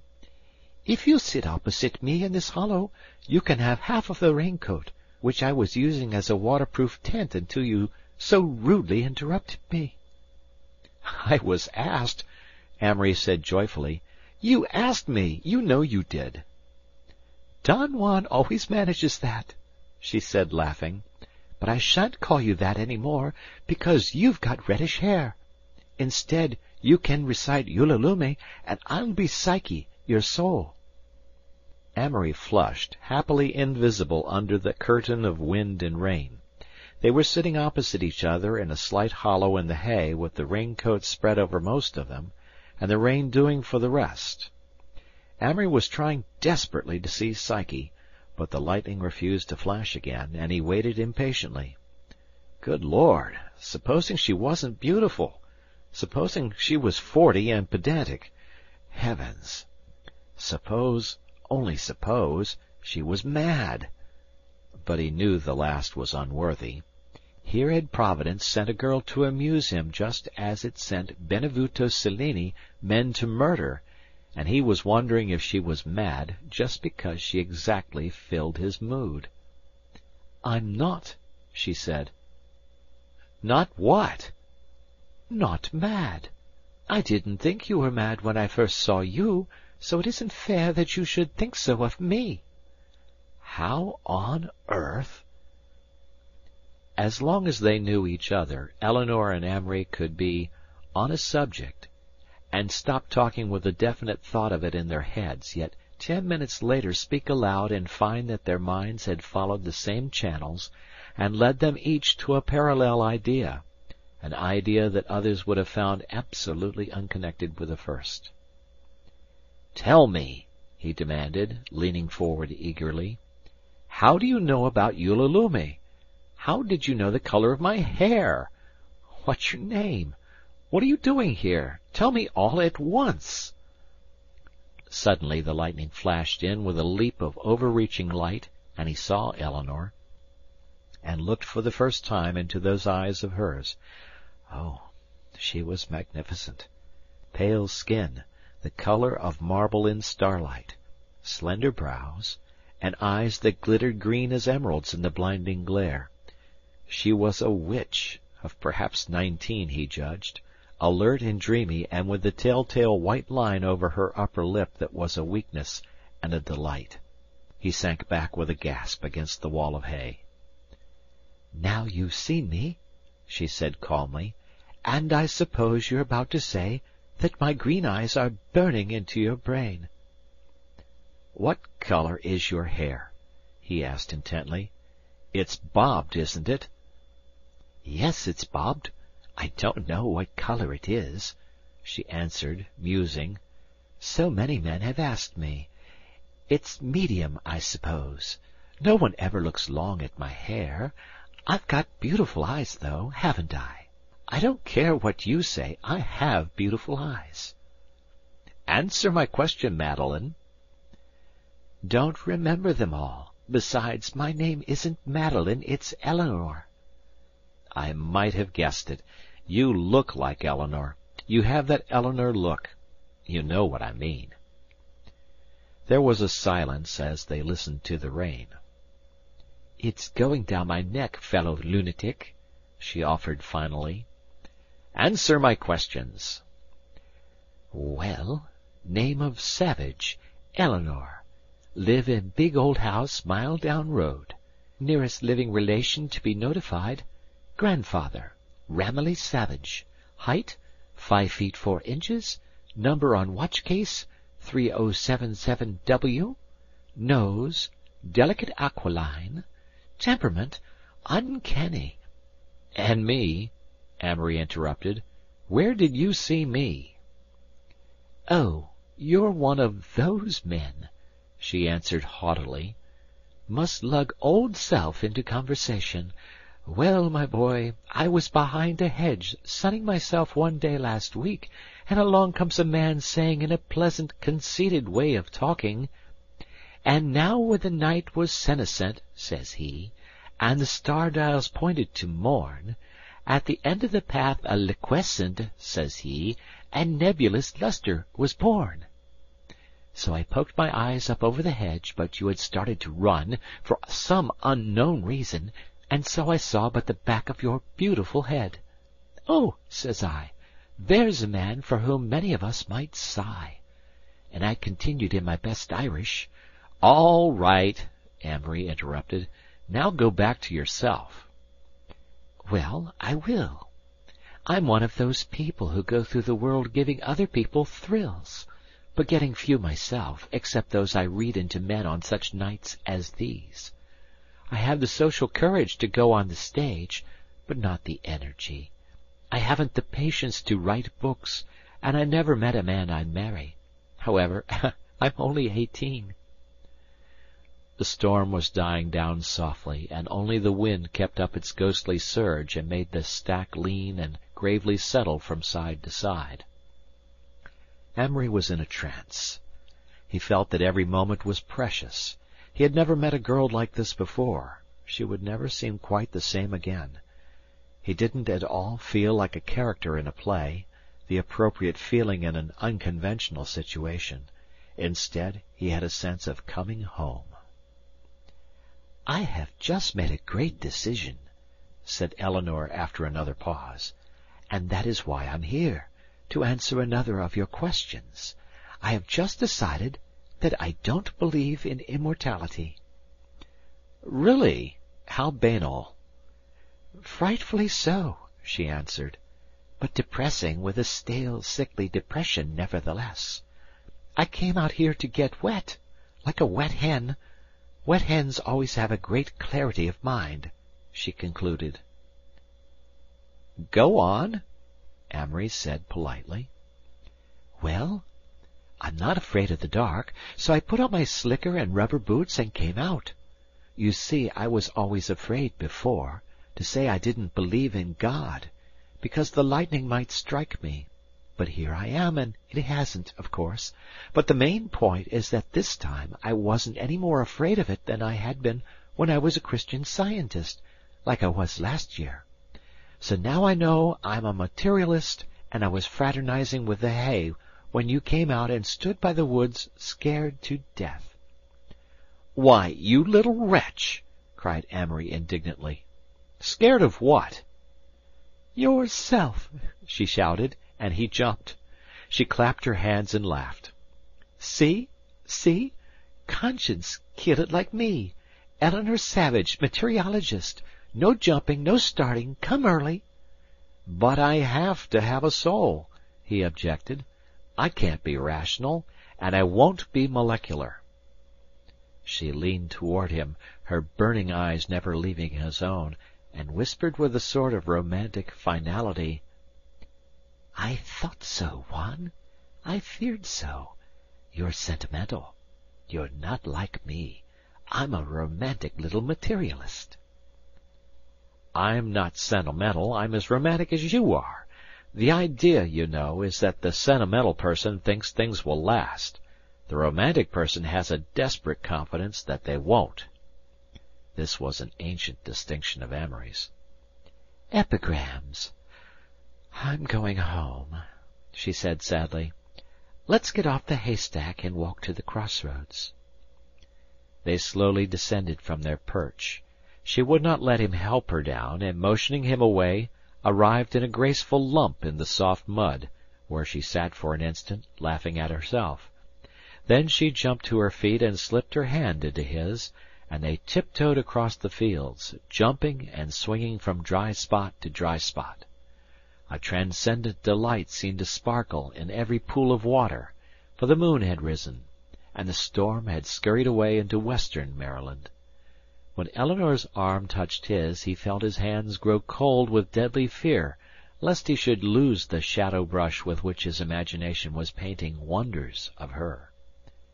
He watched her from the corner of his eyes, as ever he did when he walked with her.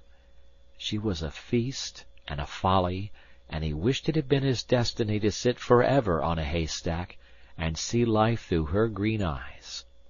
His paganism soared that night, and when she faded out like a grey ghost down the road, a deep singing came out of the fields and filled his way homeward. All night the summer moths flitted in and out of Amory's window. All night large looming sounds swayed in mystic reverie through the silver grain, and he lay awake in the clear darkness. September. Amory selected a blade of grass and nibbled at it scientifically. "I never fall in love in August or September," he proffered. "When, then?" "Christmas or Easter. I'm a liturgist." "Easter." She turned up her nose. "Huh, spring in corsets." Easter would bore spring, wouldn't she? Easter has her hair braided, wears a tailored suit.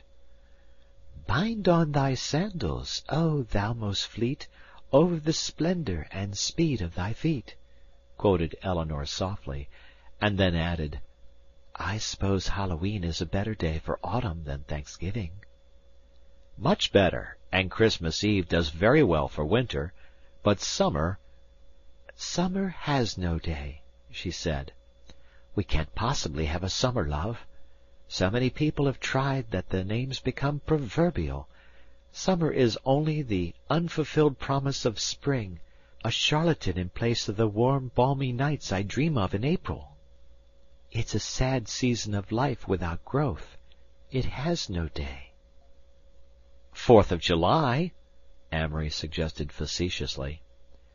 "Don't be funny," she said, raking him with her eyes. "Well, what could fulfill the promise of spring?"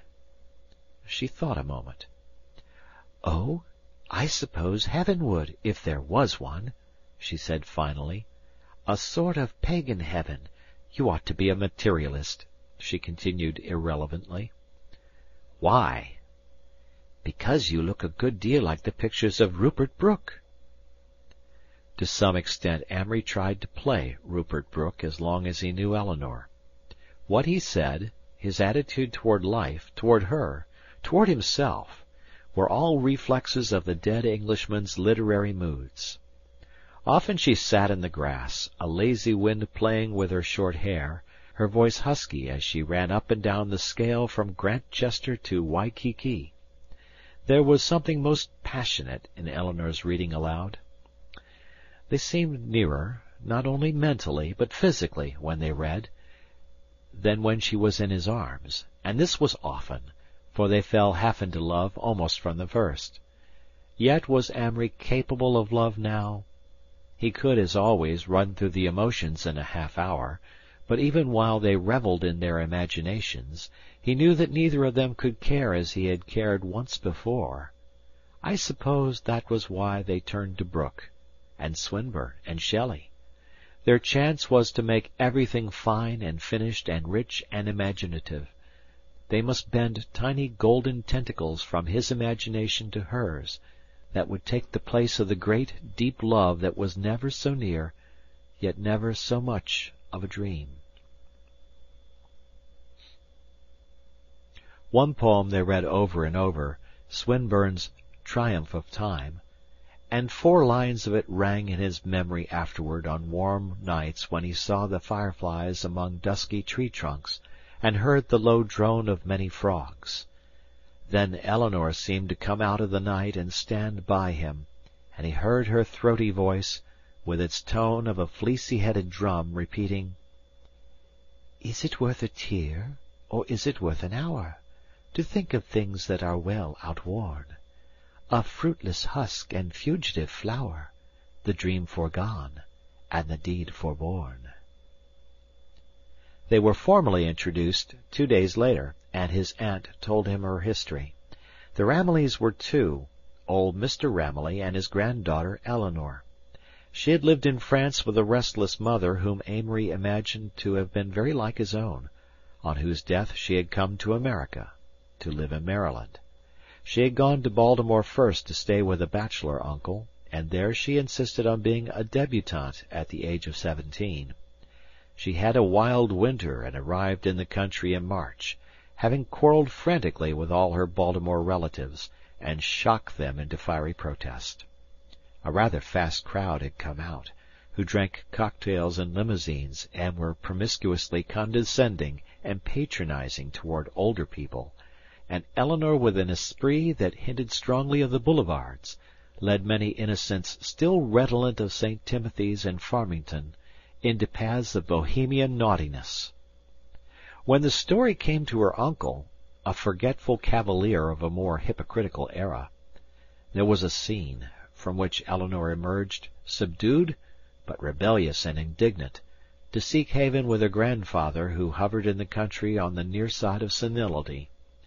That's as far as her story went. She told him the rest herself, but that was later.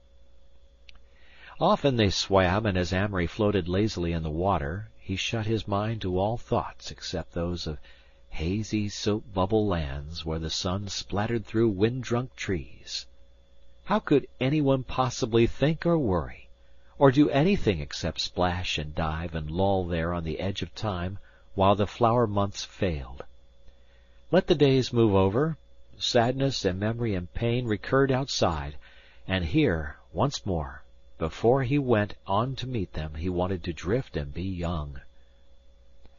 There were days when Amory resented that life had changed from an even progress along a road stretching ever in sight, with the scenery merging and blending, into a succession of quick, unrelated scenes, 2 years of sweat and blood, that sudden absurd instinct for paternity that Rosalind had stirred, the half-sensual, half-neurotic quality of this autumn with Eleanor.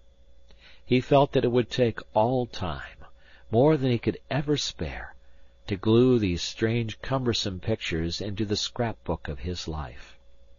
It was all like a banquet where he sat for this half-hour of his youth and tried to enjoy brilliant Epicurean courses. Dimly he promised himself a time where all should be welded together. For months it seemed that he had alternated between being borne along a stream of love or fascination, or left in an eddy, and in the eddies he had not desired to think, rather to be picked up on a wave's top and swept along again. The despairing, dying autumn and our love, how well they harmonize, said Eleanor sadly one day, as they lay dripping by the water. The Indian summer of our hearts. He ceased. Tell me, she said finally, was she light or dark? Light. Was she more beautiful than I am? I don't know, said Amory shortly. One night they walked while the moon rose and poured a great burden of glory over the garden until it seemed fairyland with Amory and Eleanor, dim phantasmal shapes, expressing eternal beauty in curious elfin love moods. Then they turned out of the moonlight into the trellised darkness of a vine-hung pagoda, where there were scents so plaintive as to be nearly musical. Light a match, she whispered. I want to see you. Scratch. Flare. The night and the scarred trees were like scenery in a play, and to be there with Eleanor, shadowy and unreal, seemed somehow oddly familiar. Amory thought how it was only the past that ever seemed strange and unbelievable. The match went out. It's black as pitch. We're just voices now, murmured Eleanor. Little lonesome voices. Light another. That was my last match. Suddenly he caught her in his arms. You are mine! You know you're mine! He cried wildly. The moonlight twisted in through the vines and listened. The fireflies hung upon their whispers as if to win his glance from the glory of their eyes. The end of summer. No wind is stirring in the grass, not one wind stirs. The water in the hidden pools as glass fronts the full moon, and so inters the golden token in its icy mass, chanted Eleanor to the trees that skeletoned the body of the night. Isn't it ghostly here? If you can hold your horse's feet up, let's cut through the woods and find the hidden pools. It's after 1, and you'll get the devil, he objected, and I don't know enough about horses to put one away in the pitch dark. Shut up, you old fool, she whispered irrelevantly, and leaning over she patted him lazily with her riding crop. You can leave your old plug in our stable, and I'll send him over tomorrow. But my uncle has got to drive me to the station with this old plug at 7 o'clock. Don't be a spoil-sport. Remember, you have a tendency toward wavering that prevents you from being the entire light of my life. Amory drew his horse up close beside, and leaning toward her, grasped her hand. Say I am, quick, or I'll pull you over and make you ride behind me.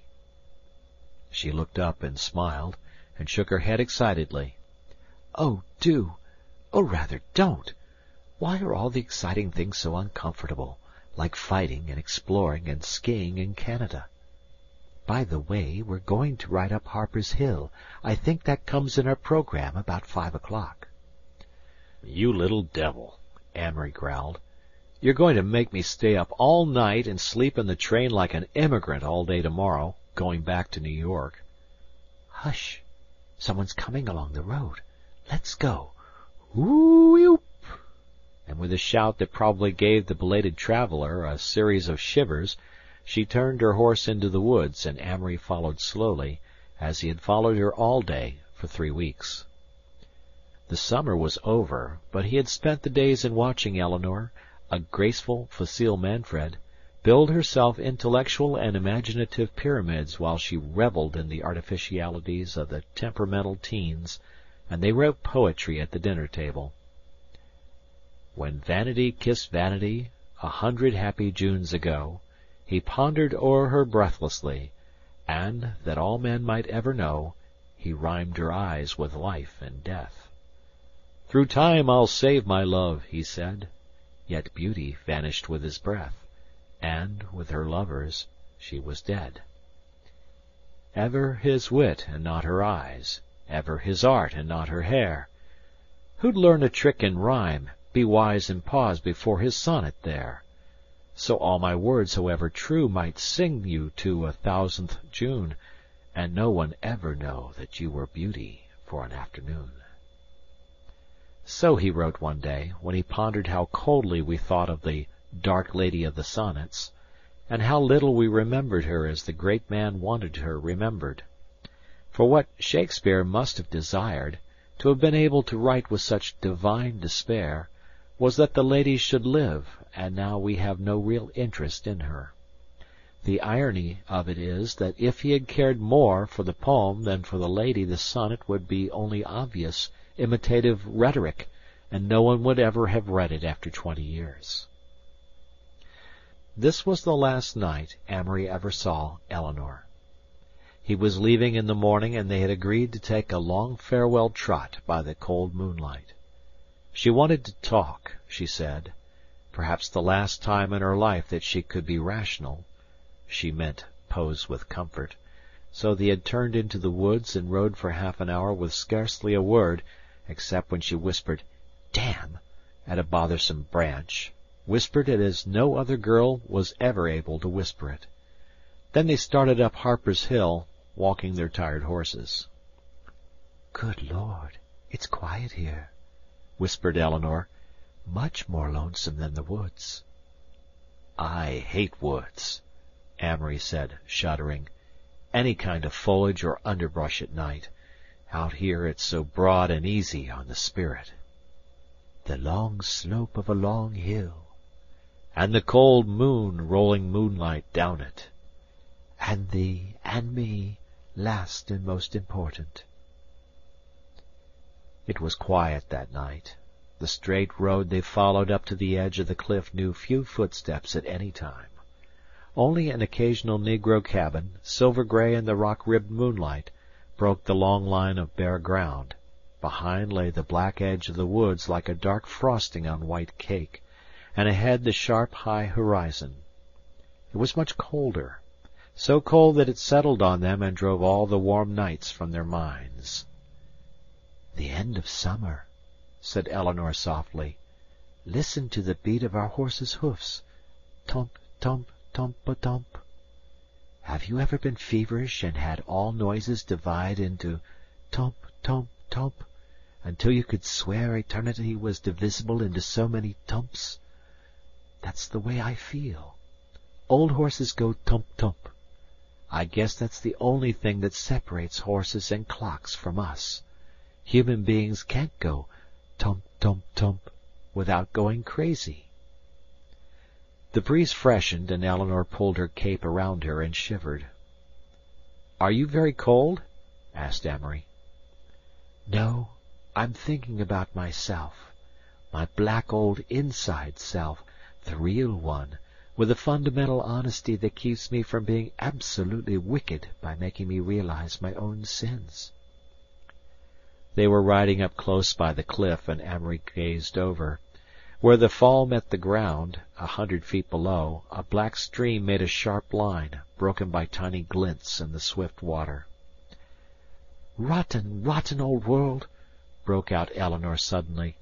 "And the wretchedest thing of all is me. Oh, why am I a girl? Why am I not a stupid... Look at you. You're stupider than I am. Not much, but some. And you can lope about and get bored and then lope somewhere else. And you can play around with girls without being involved in meshes of sentiment. And you can do anything and be justified. And here am I with the brains to do everything, yet tied to the sinking ship of future matrimony. If I were born 100 years from now, well and good. But now what's in store for me? I have to marry. That goes without saying. Who? I'm too bright for most men, and yet I have to descend to their level and let them patronize my intellect in order to get their attention. Every year that I don't marry I've got less chance for a first-class man. At the best I can have my choice from 1 or 2 cities, and, of course, I have to marry into a dinner coat. Listen." She leaned close again. "I like clever men and good-looking men, and, of course, no one cares more for personality than I do. Oh, just 1 person in 50 has any glimmer of what sex is. I'm hipped on Freud and all that, but it's rotten that every bit of real love in the world is 99% passion and 1 little soupçon of jealousy." She finished as suddenly as she began.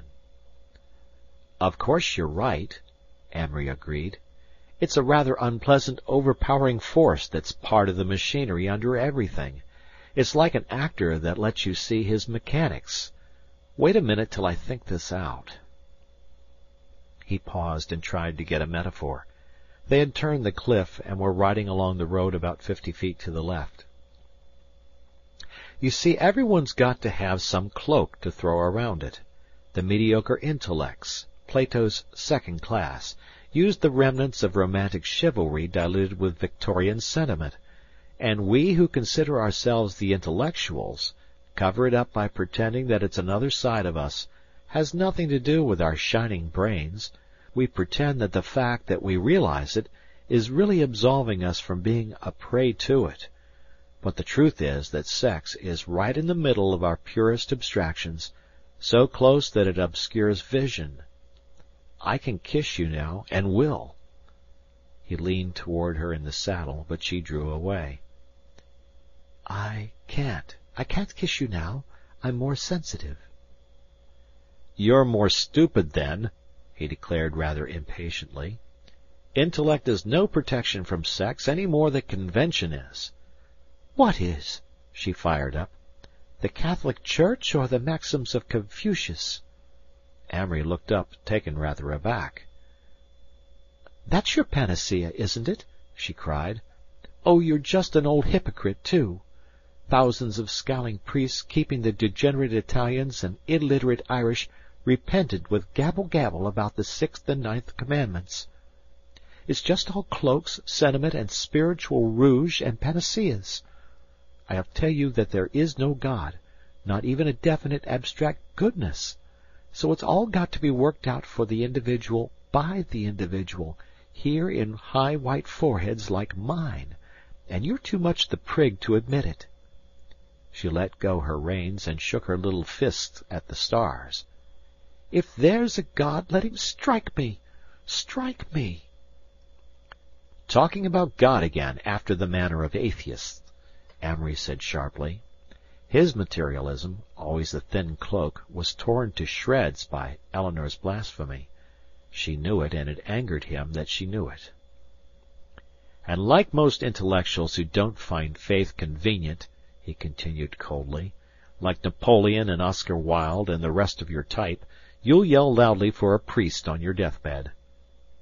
Eleanor drew her horse up sharply, and he reined in beside her. "Will I?" she said in a queer voice that scared him. "Will I? Watch! I'm going over the cliff." And before he could interfere she had turned and was riding breakneck for the end of the plateau. He wheeled and started after her, his body like ice, his nerves in a vast clangor. There was no chance of stopping her. The moon was under a cloud, and her horse would step blindly over.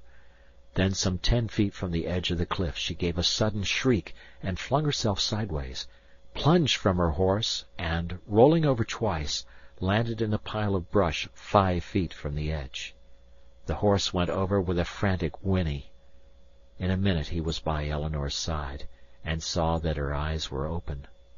"Eleanor!" he cried. She did not answer, but her lips moved, and her eyes filled with sudden tears. "Eleanor, are you hurt?" "No, I don't think so," she said faintly, and then began weeping. "My horse dead?" "Good God, yes!" "Oh!" she wailed. "I thought I was going over. I didn't know." He helped her gently to her feet and boosted her onto his saddle. So they started homeward, Amory walking and she bent forward on the pommel, sobbing bitterly. "I've got a crazy streak," she faltered. "Twice before I've done things like that. When I was 11, Mother went mad, stark, raving crazy. We were in Vienna." All the way back she talked haltingly about herself, and Amory's love waned slowly with the moon. At her door they started from habit to kiss good night, but she could not run into his arms, nor were they stretched to meet her as in the week before. For a minute they stood there, hating each other with a bitter sadness. But as Amory had loved himself in Eleanor, so now what he hated was only a mirror. Their poses were strewn about the pale dawn like broken glass. The stars were long gone, and there were left only the little sighing gusts of wind and the silences between. But naked souls are poor things ever, and soon he turned homeward, and let new lights come in with the sun. A poem that Eleanor sent Amory several years later. Here, earth-born, over the lilt of the water, lisping its music and bearing a burden of light, bosoming day as a laughing and radiant daughter, here we may whisper unheard, unafraid of the night. Walking alone, was it splendor or what we were bound with, deep in the time when summer lets down her hair? Shadows we loved in the patterns they covered the ground with, tapestries mystical, faint in the breathless air. That was the day, and the night for another story, pale as a dream and shadowed with penciled trees. Ghosts of the stars came by who had sought for glory, whispered to us of peace in the plaintive breeze, whispered of old dead faiths that the day had shattered, youth the penny that bought delight of the moon. That was the urge that we knew, and the language that mattered. That was the debt that we paid to the usurer June. Here, deepest of dreams by the waters that bring not anything back of the past that we need not know. What if the light is but sun, and the little strings sing not? We are together, it seems. I have loved you so. What did the last night hold, with the summer over, drawing us back to the home in the changing glade? What leered out of the dark in the ghostly clover?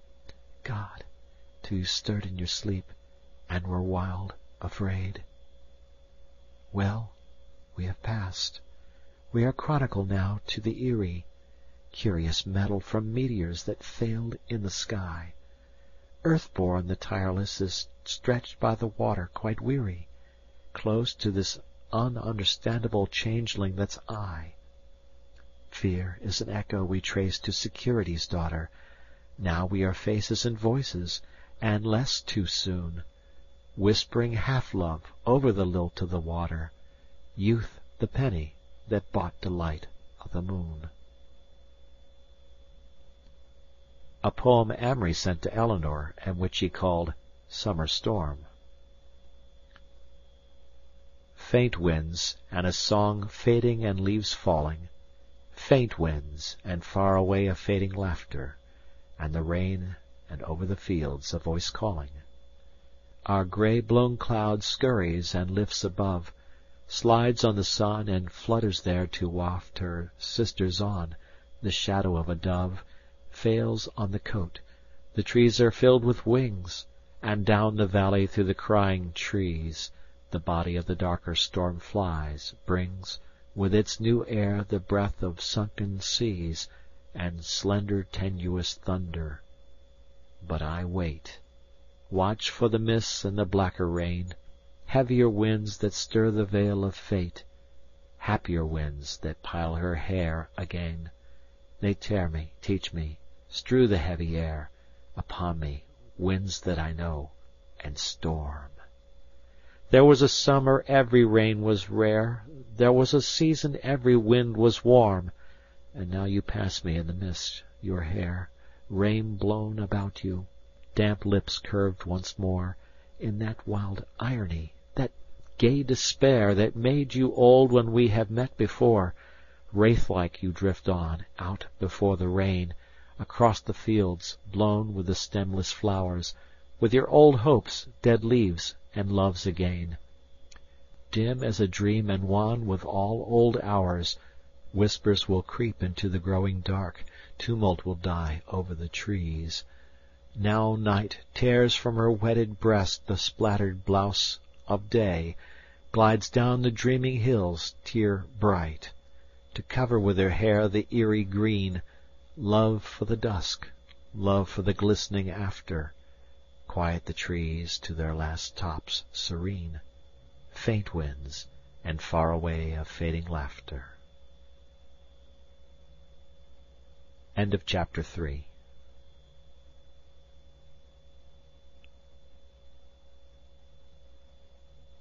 This Side of Paradise by F.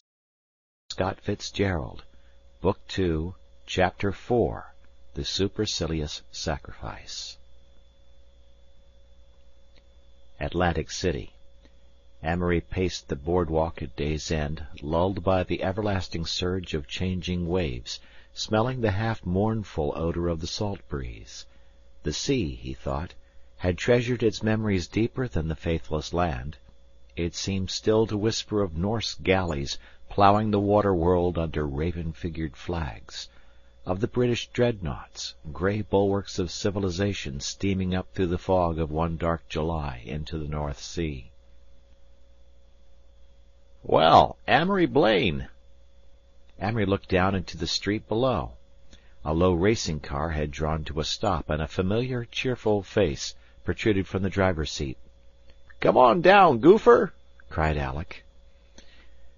Amory called a greeting, and descending a flight of wooden steps approached the car. He and Alec had been meeting intermittently, but the barrier of Rosamund lay always between them. He was sorry for this. He hated to lose Alec. "Mr. Blaine, this is Miss Watterson, Miss Wayne, and Mr. Tully." "How do you do?" "Amory," said Alec exuberantly, If you'll jump in, we'll take you to some secluded nook and give you a wee jolt of bourbon." Amory considered. "That's an idea. Step in. Move over, Jill, and Amory will smile very handsomely at you." Amory squeezed into the back seat beside a gaudy, vermilion-lipped blonde. "Hello, Doug Fairbanks," she said flippantly. "Walking for exercise or hunting for company?" "I was counting the waves," replied Amory gravely. "I'm going in for statistics." "Don't kid me, Doug." When they reached an unfrequented side street, Alex stopped the car among deep shadows. "What are you doing down here these cold days, Amory?" he demanded as he produced a quart of bourbon from under the fur rug. Amory avoided the question. Indeed, he had had no definite reason for coming to the coast. "Do you remember that party of ours, sophomore year?" he asked instead. "Do I? When we slept in the pavilions up in Asbury Park. Lord, Alec, it's hard to think that Jessie and Dick and Carrie are all three dead." Alec shivered. "Don't talk about it. These dreary fall days depress me enough." Jill seemed to agree. "Doug here is sort of gloomy anyways," she commented. "Tell him to drink deep. It's good and scarce these days." "What I really want to ask you, Amory, is where you are—" "Why, New York, I suppose." "I mean tonight, because if you haven't got a room yet, you'd better help me out." "Glad to." "You see, Tully and I have 2 rooms with bath between at the Rainier, and he's got to go back to New York. I don't want to have to move. Question is, will you occupy one of the rooms?" Amory was willing if he could get in right away. "You'll find the key in the office. The rooms are in my name." Declining further locomotion or further stimulation, Amory left the car and sauntered back along the boardwalk to the hotel. He was in an eddy again, a deep, lethargic gulf, without desire to work or write, love or dissipate. For the first time in his life he rather longed for death to roll over his generation, obliterating their petty fevers and struggles and exultations. His youth seemed never so vanished as now in the contrast between the utter loneliness of this visit and that riotous, joyful party of 4 years before. Things that had been the merest commonplaces of his life then, deep sleep, the sense of beauty around him, all desire had flown away, and the gaps they left were filled only with the great listlessness of his disillusion. To hold a man, a woman has to appeal to the worst in him. This sentence was the thesis of most of his bad nights, of which he felt this was to be one. His mind had already started to play variations on the subject. Tireless passion, fierce jealousy, longing to possess and crush, these alone were left of all his love for Rosalind. These remained to him as payment for the loss of his youth, bitter calomel under the thin sugar of love's exaltation. In his room he undressed and, wrapping himself in blankets to keep out the chill October air, drowsed in an armchair by the open window. He remembered a poem he had read months before. "O staunch old heart who toiled so long for me, I have wasted my years sailing along the sea." Yet he had no sense of waste, no sense of the present hope that waste implied. He felt that life had rejected him. Rosalind, Rosalind. He poured the words softly into the half-darkness, until she seemed to permeate the room. The wet salt breeze filled his hair with moisture. The rim of a moon seared the sky and made the curtains dim and ghostly. He fell asleep. When he awoke, it was very late and quiet.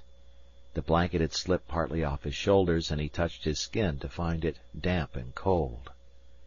Then he became aware of a tense whispering not 10 feet away. He became rigid. "Don't make a sound." It was Alec's voice. "Jill, do you hear me?" "Yes." Breathed very low, very frightened. They were in the bathroom. Then his ears caught a louder sound from somewhere along the corridor outside. It was a mumbling of men's voices and a repeated muffled rapping. Amory threw off the blankets and moved close to the bathroom door. "My God!" came the girl's voice again. "You'll have to let them in." "Shh!" Suddenly a steady, insistent knocking began at Amory's hall door, and simultaneously out of the bathroom came Alec, followed by the vermilion-lipped girl. They were both clad in pajamas. "Amory! Amory!" An anxious whisper. "What's the trouble?" "It's house detectives. My God, Amory, they're just looking for a test case." "Well, better let them in." "You don't understand. They can get me under the Mann Act." The girl followed him slowly, a rather miserable, pathetic figure in the darkness. Amory tried to plan quickly. "You make a racket and let them in your room," he suggested anxiously, "and I'll get her out by this door." "They're here too, though. They'll watch this door." "Can't you give a wrong name?" "No chance. I registered under my own name.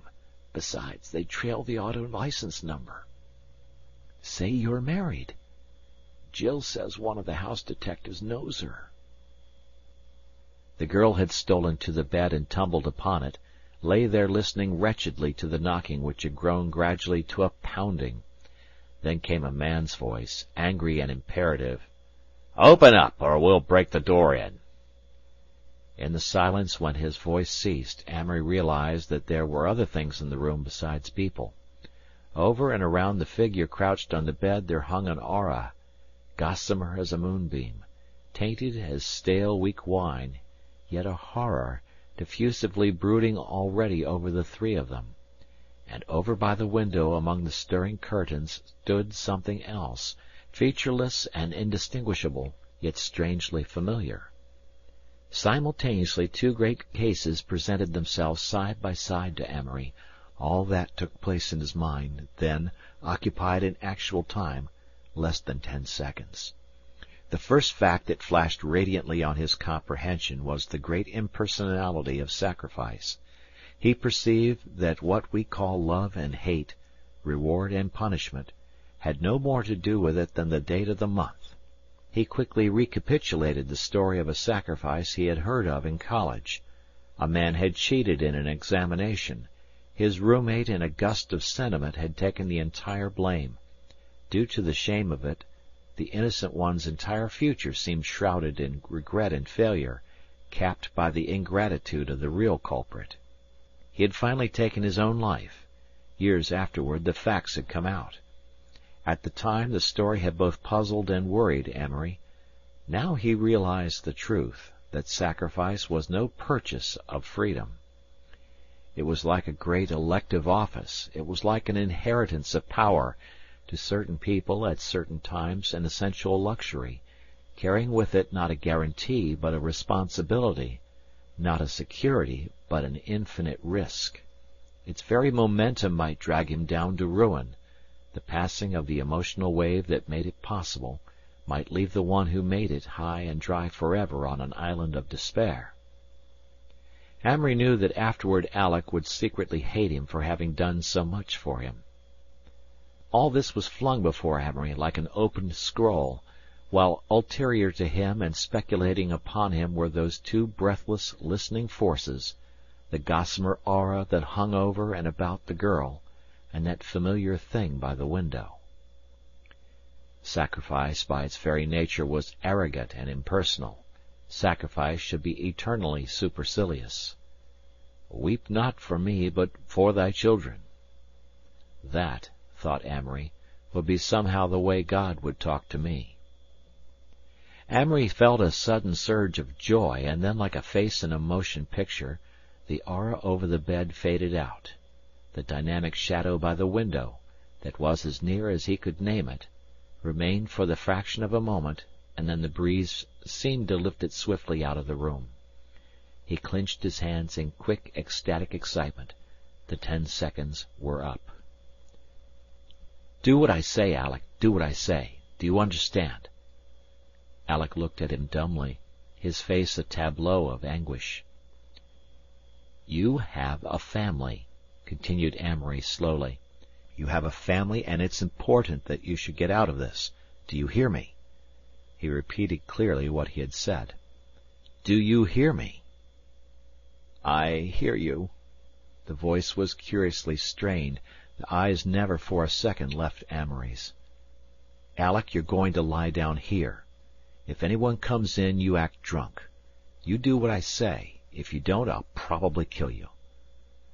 There was another moment while they stared at each other. Then Amory went briskly to the bureau, and taking his pocketbook, beckoned peremptorily to the girl. He heard one word from Alec that sounded like penitentiary.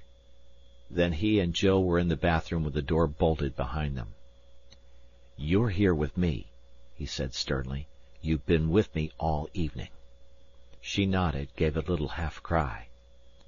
In a second he had the door of the other room open, and 3 men entered. There was an immediate flood of electric light, and he stood there blinking. "You've been playing a little too dangerous a game, young man." Amory laughed. "Well?" The leader of the trio nodded authoritatively at a burly man in a check suit. "All right, Olson." "I got you, Mr. O'May," said Olson, nodding. The other 2 took a curious glance at their quarry and then withdrew, closing the door angrily behind them. The burly man regarded Amory contemptuously. "Didn't you ever hear of the Mann Act?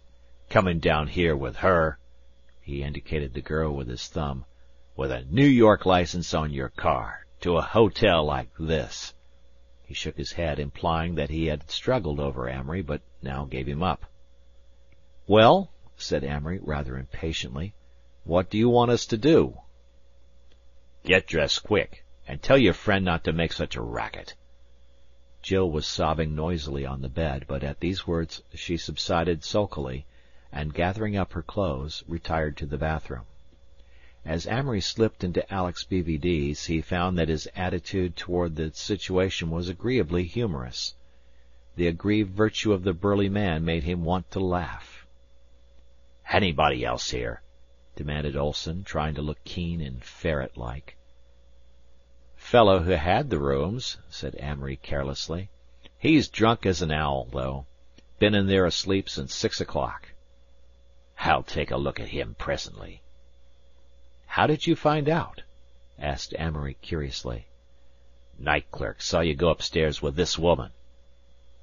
Amory nodded. Jill reappeared from the bathroom, completely if rather untidily arrayed. "Now then," began Olson, producing a notebook, "I want your real names. No damn John Smith or Mary Brown." "Wait a minute," said Amory quietly. "Just drop that big bully stuff. We merely got caught, that's all." Olson glared at him. "Name?" he snapped. Amory gave his name and New York address. "And the lady?" "Miss Jill—" "Say," said Olson indignantly, "just ease up on the nursery rhymes. What's your name? Sarah Murphy? Minnie Jackson?" "Oh, my God!" cried the girl, cupping her tear-stained face in her hands. "I don't want my mother to know. I don't want my mother to know." "Come on, now." "Shut up!" cried Amory at Olson. An instant's pause. "Stella Robbins," she faltered finally. "General Delivery, Rugway, New Hampshire." Olson snapped his notebook shut and looked at them very ponderously. "By rights, the hotel could turn the evidence over to the police, and you'd go to penitentiary, you would, for bringing a girl from one state to another for immoral purposes." He paused to let the majesty of his words sink in. "But the hotel is going to let you off." "It doesn't want to get in the papers," cried Jill fiercely. "Let us off. Ha!" A great lightness surrounded Amory. He realized that he was safe, and only then did he appreciate the full enormity of what he might have incurred. "However," continued Olson, "there's a protective association among the hotels. There's been too much of this stuff, And we got an arrangement with the newspapers so that you get a little free publicity. Not the name of the hotel, but just a line saying that you had a little trouble in Atlantic City. See?" "I see." "You're getting off light. Damn light, but—" "Come on," said Amory briskly. "Let's get out of here. We don't need a valedictory." Olson walked through the bathroom and took a cursory glance at Alec's still form. Then he extinguished the lights and motioned them to follow him. As they walked into the elevator, Amory considered a piece of bravado, yielded finally. He reached out and tapped Olson on the arm. "Would you mind taking off your hat? There's a lady in the elevator." Olson's hat came off slowly. There was a rather embarrassing 2 minutes under the lights of the lobby while the night clerk and a few belated guests stared at them curiously, the loudly dressed girl with bent head, the handsome young man with his chin several points aloft. The inference was quite obvious. Then the chill outdoors, where the salt air was fresher and keener still with the first hints of morning. "You can get one of those taxis and beat it," said Olson, pointing to the blurred outline of 2 machines, whose drivers were presumably asleep inside. "Goodbye," said Olson. He reached in his pocket suggestively, but Amory snorted, and taking the girl's arm, turned away. "Where did you tell the driver to go?" she asked as they whirled along the dim street. "The station." "If that guy writes my mother—" "He won't. Nobody'll ever know about this, except our friends and enemies."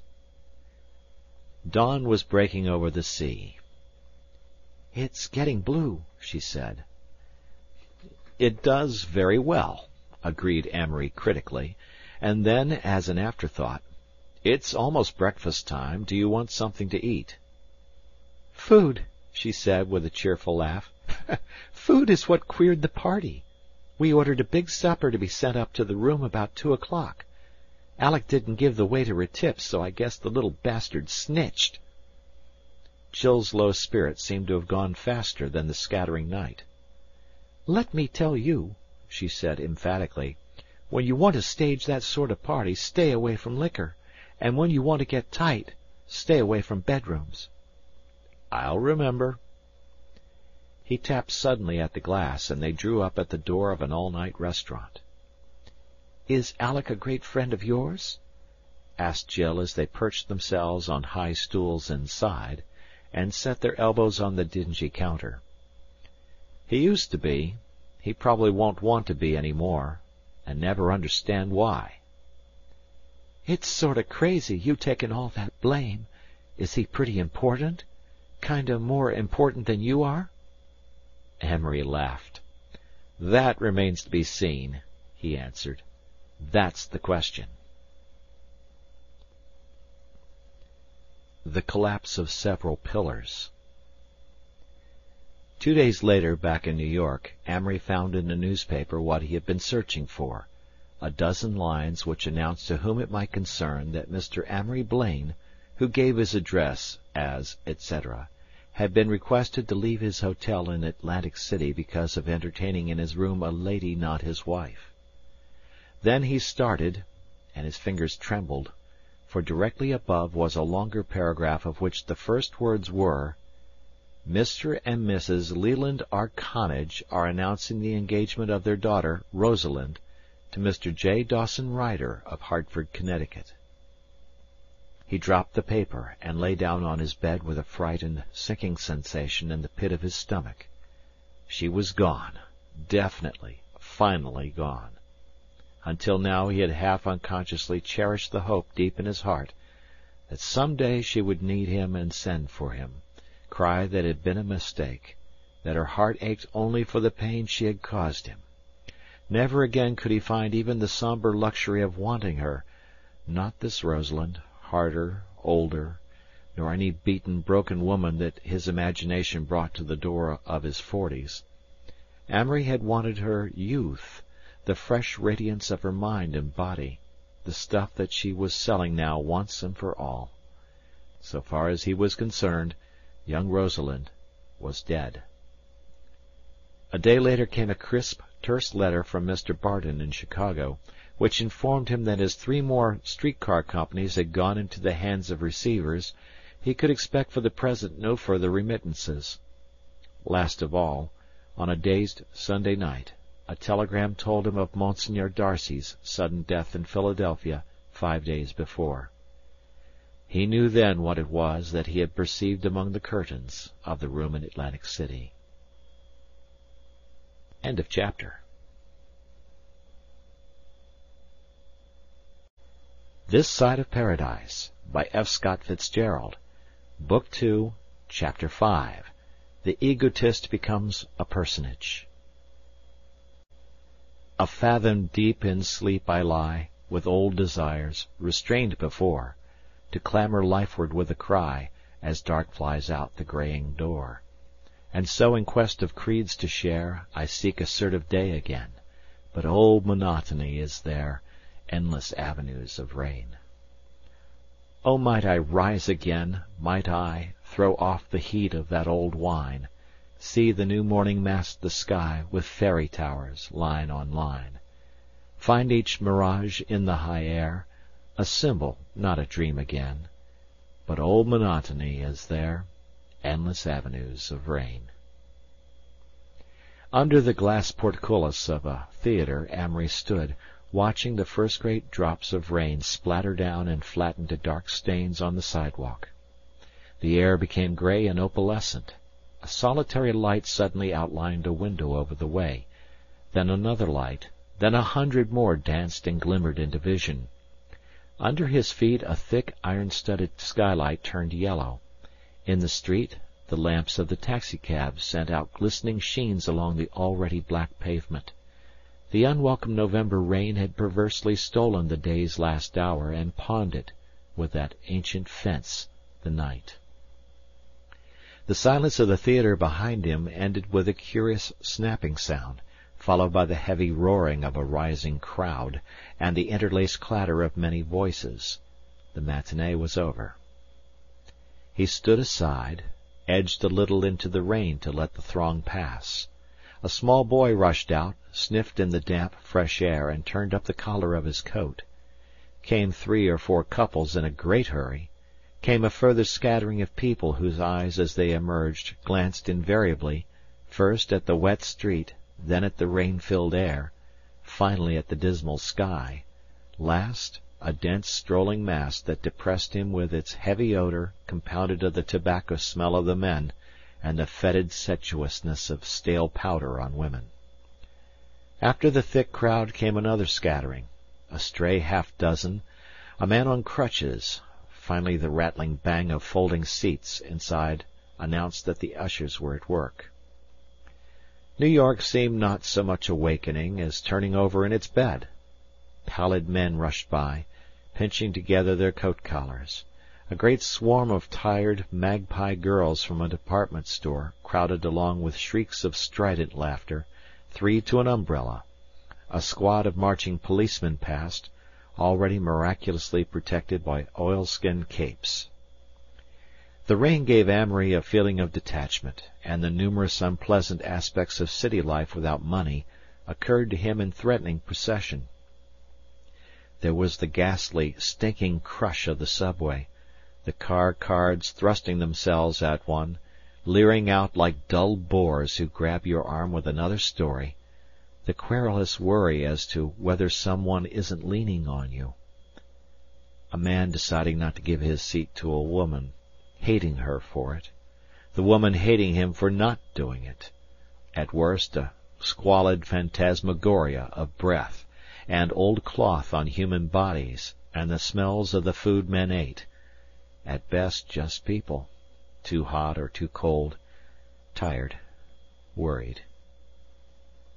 He pictured the rooms where these people lived, where the patterns of the blistered wallpapers were heavy, reiterated sunflowers on green and yellow backgrounds, where there were tin bathtubs and gloomy hallways, and verdureless, unnamable spaces in back of the buildings, where even love dressed as seduction, a sordid murder around the corner, illicit motherhood in the flat above, and always there was the economical stuffiness of indoor winter, and the long summers, nightmares of perspiration between sticky, enveloping walls. Dirty restaurants where careless, tired people helped themselves to sugar with their own used coffee spoons, leaving hard brown deposits in the bowl. It was not so bad when there were only men or else only women. It was when they were vilely herded that it all seemed so rotten. It was some shame that women gave off at having men see them tired and poor. It was some disgust that men had for women who were tired and poor. It was dirtier than any battlefield he had seen, harder to contemplate than any actual hardship, moulded of mire and sweat and danger. It was an atmosphere wherein birth and marriage and death were loathsome, secret things. He remembered one day in the subway when a delivery boy had brought in a great funeral wreath of fresh flowers, how the smell of it had suddenly cleared the air and given everyone in the car a momentary glow. I detest poor people, thought Amory suddenly. I hate them for being poor. Poverty may have been beautiful once, but it's rotten now. It's the ugliest thing in the world. It's essentially cleaner to be corrupt and rich than it is to be innocent and poor. He seemed to see again a figure whose significance had once impressed him, a well-dressed young man gazing from a club window on Fifth Avenue, and saying something to his companion with a look of utter disgust. Probably, thought Amory, what he said was, "My God, aren't people horrible?" Never before in his life had Amory considered poor people. He thought cynically how completely he was lacking in all human sympathy. O. Henry had found in these people romance, pathos, love, hate. Amory saw only coarseness, physical filth, and stupidity. He made no self-accusations. Never any more did he reproach himself for feelings that were natural and sincere. He accepted all his reactions as a part of him, unchangeable, unmoral. This problem of poverty transformed, magnified, attached to some grander, more dignified attitude, might some day even be his problem. At present, it roused only his profound distaste. He walked over to Fifth Avenue, dodging the blind black menace of umbrellas, and standing in front of Delmonico's, hailed an autobus. Buttoning his coat closely around him, he climbed to the roof, where he rode in solitary state through the thin, persistent rain, stung into alertness by the cool moisture perpetually reborn on his cheek. Somewhere in his mind a conversation began, rather resumed its place in his attention.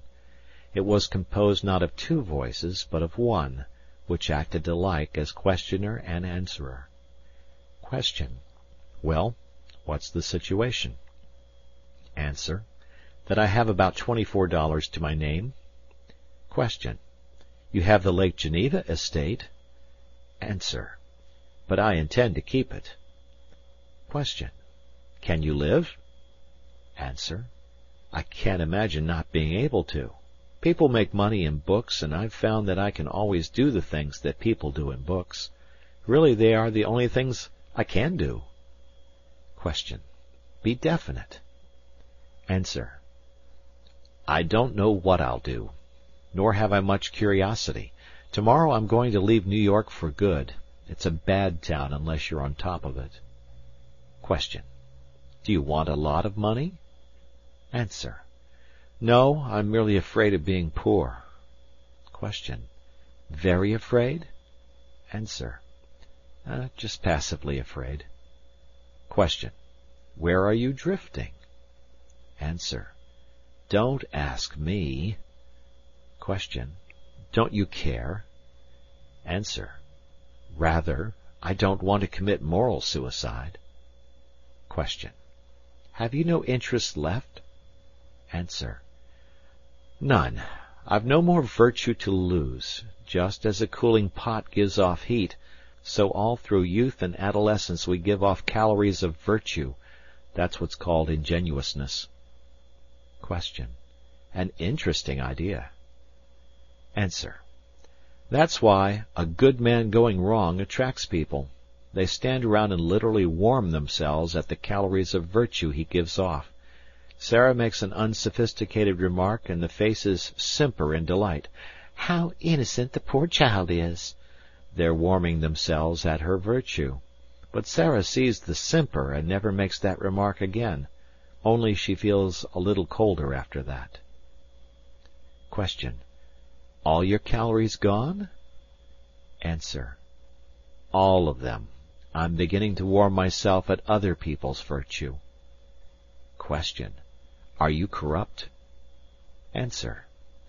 I think so. I'm not sure. I'm not sure about good and evil at all any more. Question. Is that a bad sign in itself? Answer. Not necessarily. Question. What would be the test of corruption? Answer. Becoming really insincere, calling myself not such a bad fellow, thinking I regretted my lost youth when I only envied the delights of losing it. Youth is like having a big plate of candy. Sentimentalists think they want to be in the pure, simple state they were in before they ate the candy. They don't. They just want the fun of eating it all over again. The matron doesn't want to repeat her girlhood. She wants to repeat her honeymoon. I don't want to repeat my innocence. I want the pleasure of losing it again. Question. Where are you drifting? This dialogue merged grotesquely into his mind's most familiar state, a grotesque blending of desires, worries, exterior impressions, and physical reactions. 127th Street, or 137th Street. 2 and 3 look alike. No, not much. Seat damp. Are clothes absorbing wetness from seat, or seat absorbing dryness from clothes? Sitting on wet substance gave appendicitis, so Froggy Parker's mother said. Well, he'd had it. I'll sue the steamboat company, Beatrice said, and my uncle has a quarter interest. Did Beatrice go to heaven? Probably not. He represented Beatrice's immortality, also love affairs of numerous dead men who surely had never thought of him. If it wasn't appendicitis, influenza maybe. What? 120th Street? That must have been 112th back there. 102 instead of 127. Rosalind not like Beatrice. Eleanor like Beatrice, only wilder and brainier. Apartments along here expensive. Probably $150 a month. Maybe $200. Uncle had only paid $100 a month for a whole great big house in Minneapolis. Question. Were the stairs on the left or right as you came in? Anyway, in 12 Unive, they were straight back and to the left. What a dirty river. Want to go down there and see if it's dirty. French rivers all brown or black. So were southern rivers. $24 meant 480 doughnuts. He could live on it 3 months and sleep in the park. Wonder where Jill was. Jill Bain, Fane, Sane. What the devil. Neck hurts, darned uncomfortable seat. No desire to sleep with Jill. What could Alec see in her? Alec had a coarse taste in women. Own taste the best. Isabel, Clara, Rosalind, Eleanor were all American. Eleanor would pitch, probably southpaw. Rosalind was outfield, wonderful hitter. Clara first base, maybe. Wonder what Humbird's body looked like now. If he himself hadn't been bayonet instructor, he'd have gone up to line 3 months sooner, probably been killed. Where's the darned bell? The street numbers of Riverside Drive were obscured by the mist and dripping trees from anything but the swiftest scrutiny. But Amory had finally caught sight of one, 127th Street. He got off and with no distinct destination, followed a winding, descending sidewalk and came out facing the river, in particular a long pier and a partitioned litter of shipyards for miniature craft, small launches, canoes, rowboats, and catboats. He turned northward and followed the shore, jumped a small wire fence, and found himself in a great disorderly yard adjoining a dock. The hulls of many boats in various stages of repair were around him, He smelled sawdust and paint and the scarcely distinguishable flat odor of the Hudson. A man approached through the heavy gloom. "Hello," said Amory. "Got a pass?" "No. Is this private?" "This is the Hudson River Sporting and Yacht Club." "Oh, I didn't know. I'm just resting."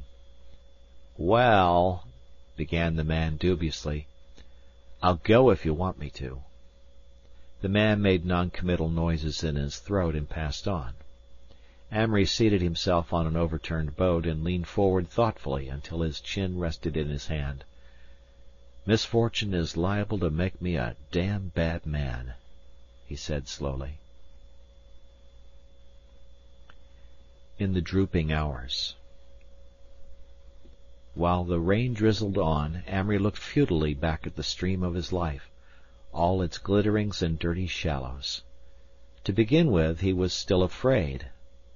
Not physically afraid any more, but afraid of people and prejudice and misery and monotony. Yet, deep in his bitter heart, he wondered if he was, after all, worse than this man or the next. He knew that he could sophisticate himself finally into saying that his own weakness was just the result of circumstances and environment, that often when he raged at himself as an egotist something would whisper ingratiatingly, "No, genius." That was one manifestation of fear, that voice which whispered that he could not be both great and good, that genius was the exact combination of those inexplicable grooves and twists in his mind, that any discipline would curb it to mediocrity. Probably more than any concrete vice or failing, Amory despised his own personality. He loathed knowing that tomorrow and the 1,000 days after he would swell pompously at a compliment and sulk at an ill word, like a third-rate musician or a first-class actor. He was ashamed of the fact that very simple and honest people usually distrusted him, that he had been cruel, often, to those who had sunk their personalities in him. Several girls, and a man here and there through college, that he had been an evil influence on, people who had followed him here and there into mental adventures from which he alone rebounded unscathed. Usually, on nights like this, for there had been many lately, he could escape from this consuming introspection by thinking of children and the infinite possibilities of children. He leaned and listened, and he heard a startled baby awake in a house across the street, and lend a tiny whimper to the still night. Quick as a flash he turned away, wondering with a touch of panic whether something in the brooding despair of his mood had made a darkness in its tiny soul. He shivered. What if some day the balance was overturned, and he became a thing that frightened children and crept into rooms in the dark, approached dim communion with those phantoms who whispered shadowy secrets to the mad of that dark continent upon the moon? Amory smiled a bit. "You're too much wrapped up in yourself," he heard someone say, and again, "Get out and do some real work." "Stop worrying." He fancied a possible future comment of his own. "Yes, I was perhaps an egotist in youth, but I soon found it made me morbid to think too much about myself." Suddenly he felt an overwhelming desire to let himself go to the devil. Not to go violently as a gentleman should, but to sink safely and sensuously out of sight.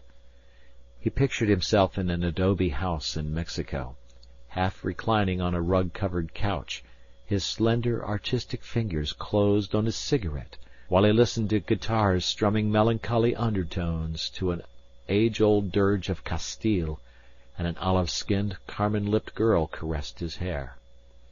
Here he might live a strange litany, delivered from right and wrong and from the hound of heaven and from every god, except the exotic Mexican one, who was pretty slack himself and rather addicted to Oriental scents, delivered from success and hope and poverty into that long chute of indulgence which led, after all, only to the artificial lake of death. There were so many places where one might deteriorate pleasantly. Port Said, Shanghai, parts of Turkestan, Constantinople, the South Seas, all lands of sad, haunting music and many odors, where lust could be a mood and expression of life, where the shades of night skies and sunsets would seem to reflect only moods of passion, the colors of lips and poppies. Still weeding. Once he had been miraculously able to scent evil as a horse detects a broken bridge at night, but the man with the queer feet in Phoebe's room had diminished to the aura over Jill. His instinct perceived the fetidness of poverty, but no longer ferreted out the deeper evils in pride and sensuality. There were no more wise men, there were no more heroes. Burne Holiday was sunk from sight as though he had never lived. Monseigneur was dead. Amory had grown up to 1,000 books, 1,000 lies. He had listened eagerly to people who pretended to know, who knew nothing. The mystical reveries of saints that had once filled him with awe in the still hours of night now vaguely repelled him. The Byrons and Brookes who had defied life from mountain tops were in the end but flâneurs and poseurs, at best mistaking the shadow of courage for the substance of wisdom. The pageantry of his disillusion took shape in a world-old procession of prophets, Athenians, martyrs, saints, scientists, Don Juans, Jesuits, Puritans, Fausts, poets, pacifists. Like costumed alumni at a college reunion, they streamed before him as their dreams, personalities, and creeds had in turn thrown colored lights on his soul. Each had tried to express the glory of life and the tremendous significance of man. Each had boasted of synchronizing what had gone before into his own rickety generalities. Each had depended, after all, on the set stage and the convention of the theatre, which is that man in his hunger for faith will feed his mind with the nearest and most convenient food. Women, of whom he had expected so much, whose beauty he had hoped to transmute into modes of art, whose unfathomable instincts, marvellously incoherent and inarticulate, he had thought to perpetuate in terms of experience. He had become merely consecrations to their own posterity. Isabel, Clara, Rosalind, Eleanor, were all removed by their very beauty, around which men had swarmed, from the possibility of contributing anything but a sick heart and a page of puzzled words to write. Amory based his loss of faith in help from others on several sweeping syllogisms. Granted that his generation, however bruised and decimated from this Victorian war, were the heirs of progress. Waving aside petty differences of conclusions which, although they might occasionally cause the deaths of several millions of young men, might be explained away, supposing that after all Bernard Shaw and Bernhardy, Bonar Law and Bethmann Hollweg were mutual heirs of progress if only in agreeing against the ducking of witches, waving the antitheses and approaching individually these men who seemed to be the leaders, he was repelled by the discrepancies and contradictions in the men themselves.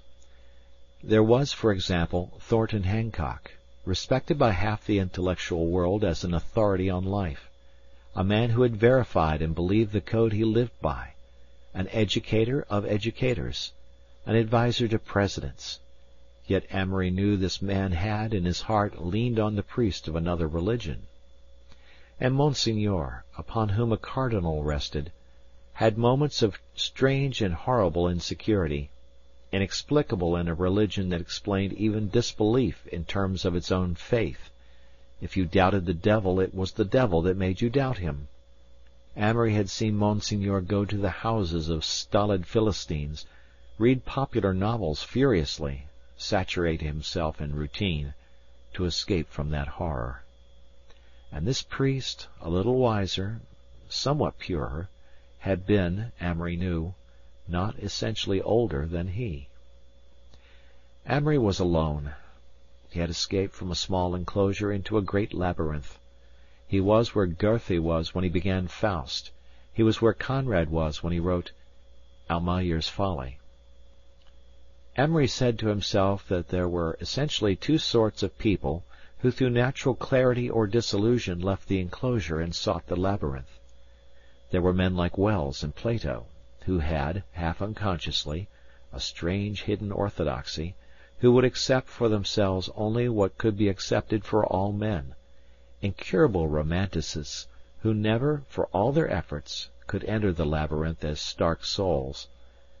There were, on the other hand, sword-like pioneering personalities, Samuel Butler, Renan, Voltaire, who progressed much slower, yet eventually much further, not in the direct pessimistic line of speculative philosophy, but concerned in the eternal attempt to attach a positive value to life.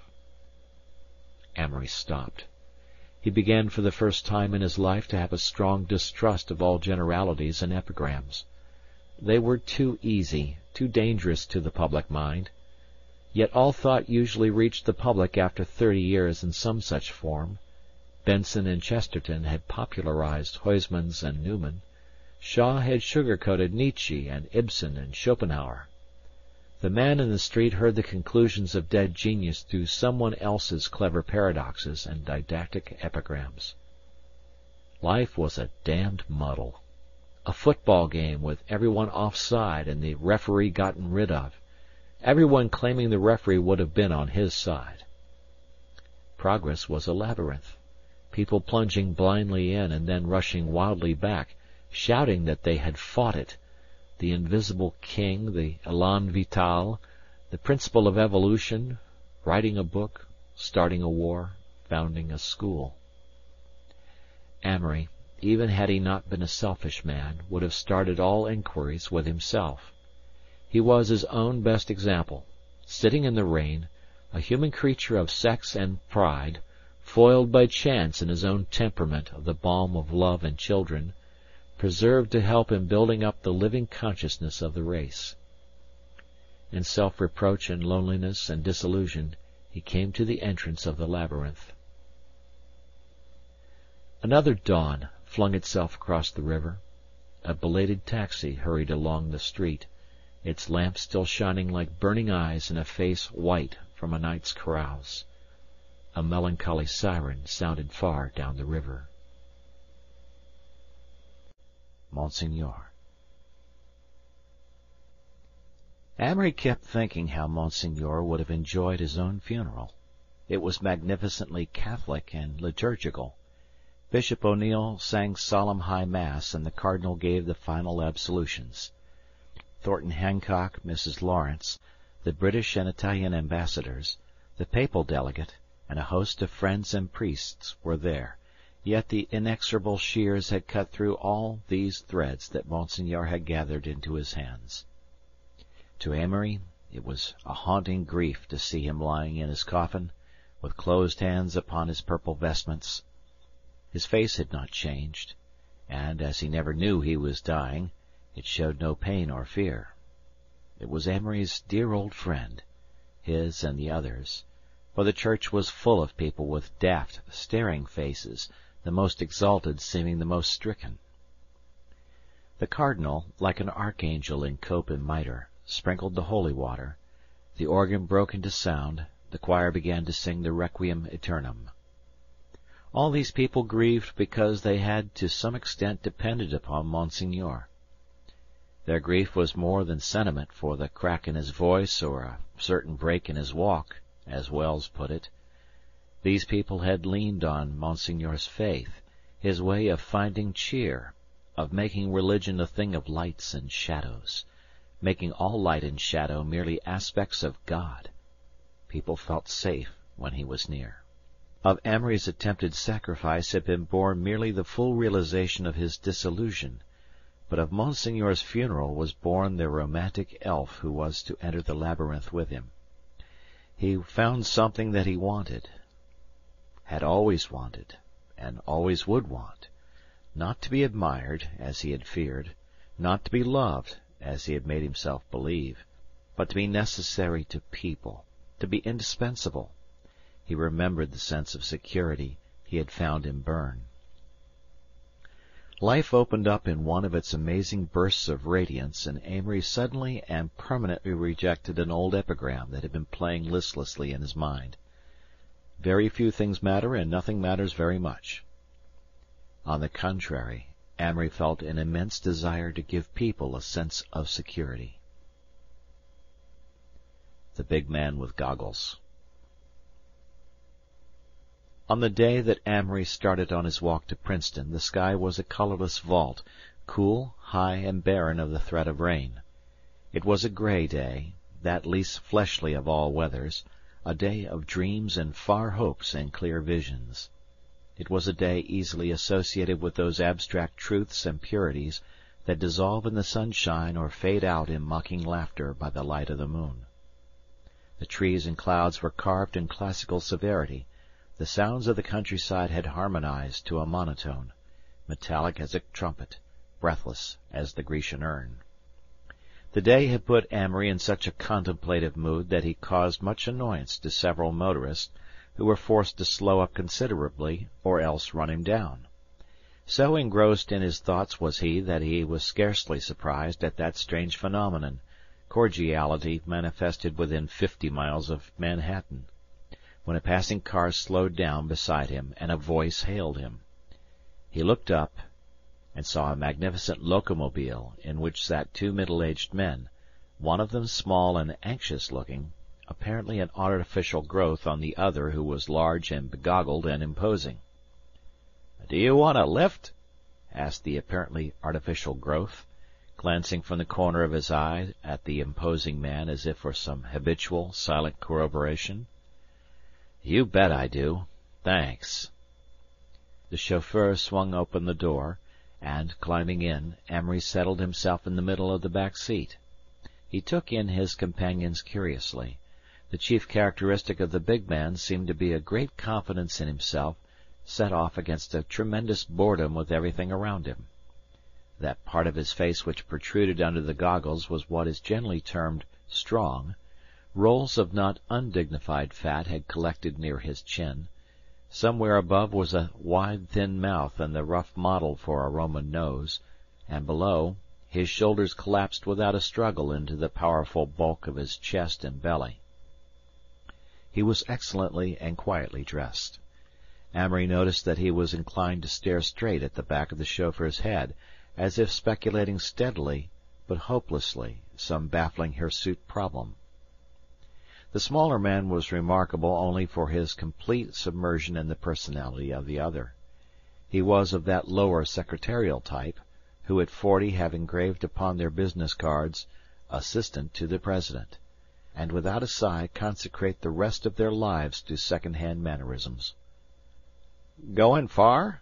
asked the smaller man in a pleasant, disinterested way. "Quite a stretch." "Hiking for exercise?" "No," responded Amory succinctly. "I'm walking because I can't afford to ride." "Oh." Then again, "Are you looking for work? Because there's lots of work," he continued rather testily. "All this talk of lack of work. The West is especially short of labor." He expressed the West with a sweeping lateral gesture. Amory nodded politely. "Have you a trade?" No, Amory had no trade. "Clerk, eh?" No, Amory was not a clerk. "Whatever your line is," said the little man, seeming to agree wisely with something Amory had said, "now is the time of opportunity and business openings." He glanced again toward the big man, as a lawyer grilling a witness glances involuntarily at the jury. Amory decided that he must say something, and for the life of him could think of only one thing to say. "Of course I want a great lot of money." The little man laughed mirthlessly but conscientiously. "That's what everyone wants nowadays, but they don't want to work for it." A very natural, healthy desire. Almost all normal people want to be rich without great effort, except the financiers in problem plays, who want to crash their way through. Don't you want easy money? "Of course not," said the secretary indignantly. "But," continued Amory, disregarding him, Being very poor at present, I am contemplating socialism as possibly my forte." Both men glanced at him curiously. "These bomb-throwers—" The little man ceased as words lurched ponderously from the big man's chest.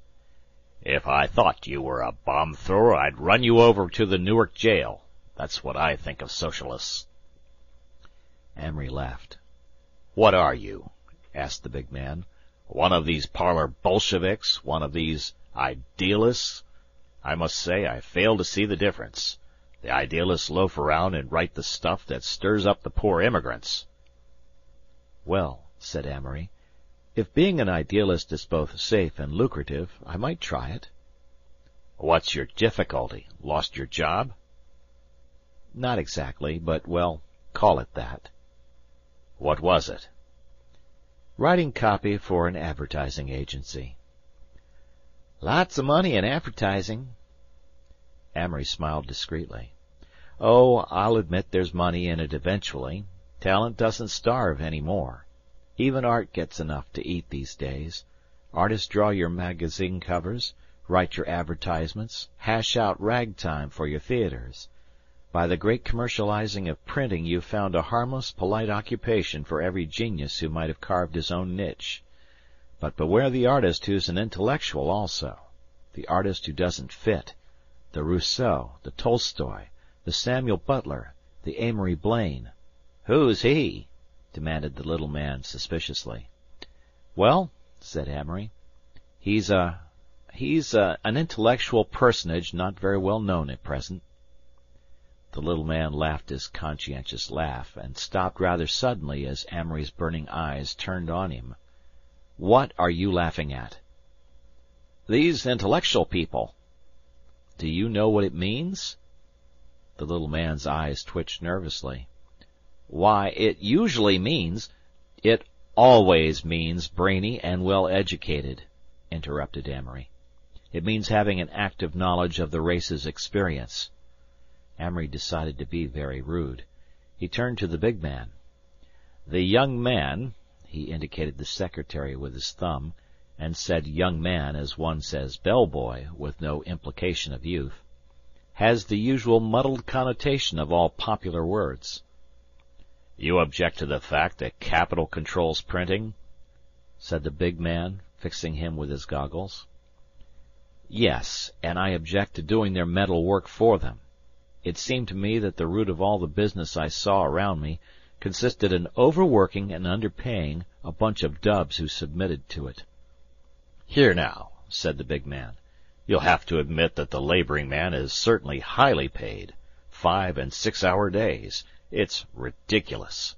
You can't buy an honest day's work from a man in the trades unions." "You've brought it on yourselves," insisted Amory. "You people never make concessions until they're wrung out of you." "What people?" "Your class. The class I belonged to until recently. Those who by inheritance or industry or brains or dishonesty have become the moneyed class." "Do you imagine that if that road mender over there had the money he'd be any more willing to give it up?" "No, but what's that got to do with it?" The older man considered. "No, I'll admit it hasn't. It rather sounds as if it had, though." "In fact," continued Amory, "he'd be worse. The lower classes are narrower, less pleasant, and personally more selfish, certainly more stupid. But all that has nothing to do with the question." "Just exactly what is the question?" Here Amory had to pause to consider exactly what the question was. Amory coins the phrase. "When life gets hold of a brainy man of fair education," began Amory slowly, "that is, when he marries, he becomes, 9 times out of 10, a conservative as far as existing social conditions are concerned. He may be unselfish, kind-hearted, even just in his own way, but his first job is to provide and to hold fast. His wife shoos him on, from 10,000 a year to 20,000 a year, on and on, in an enclosed treadmill that hasn't any windows. He's done. Life's got him. He's no help. He's a spiritually married man." Amory paused and decided that it wasn't such a bad phrase. "Some men," he continued, "escape the grip. Maybe their wives have no social ambitions. Maybe they've hit a sentence or two in a dangerous book that pleased them. Maybe they started on the treadmill as I did and were knocked off. Anyway, they're the congressmen you can't bribe, the presidents who aren't politicians, the writers, speakers, scientists, statesmen who aren't just popular grab bags for a half-dozen women and children." "He's the natural radical?" "Yes," said Amory. "He may vary from the disillusioned critic like old Thornton Hancock all the way to Trotsky. Now this spiritually unmarried man hasn't direct power, for unfortunately the spiritually married man, as a by-product of his money chase, has garnered in the great newspaper, the popular magazine, the influential weekly, so that Mrs. Newspaper, Mrs. Magazine, Mrs. Weekly can have a better limousine than those oil people across the street, or those cement people round the corner."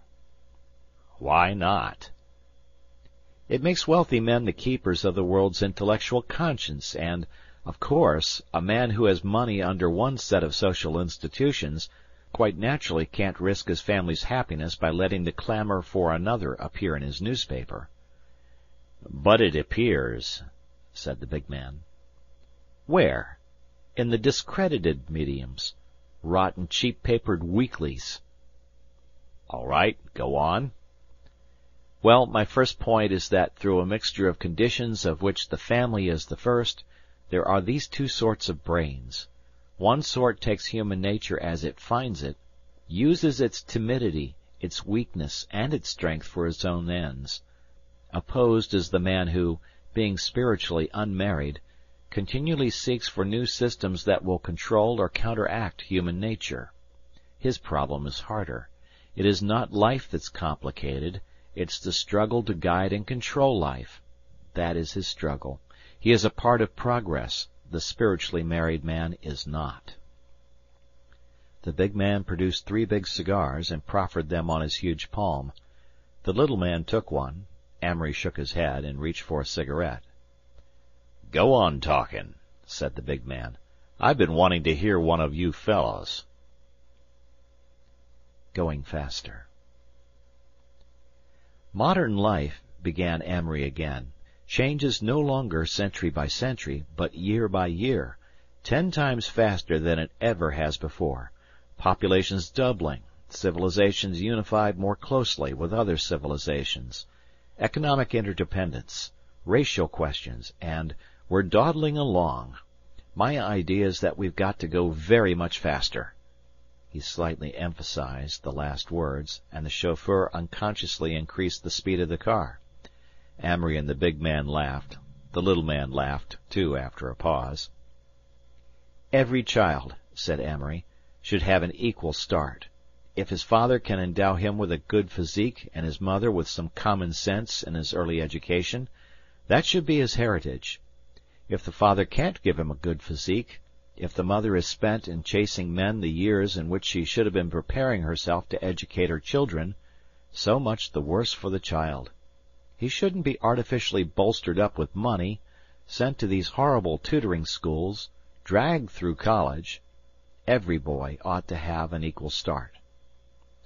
"All right," said the big man, his goggles indicating neither approval nor objection. "Next, I'd have a fair trial of government ownership of all industries." "That's been proven a failure." "No, it merely failed. If we had government ownership, we'd have the best analytical business minds in the government working for something besides themselves. We'd have Mackays instead of Burlesons. We'd have Morgans in the Treasury Department. We'd have Hills running interstate commerce. We'd have the best lawyers in the Senate." "They wouldn't give their best efforts for nothing. McAdoo—" "No," said Amory, shaking his head. "Money isn't the only stimulus that brings out the best that's in a man, even in America."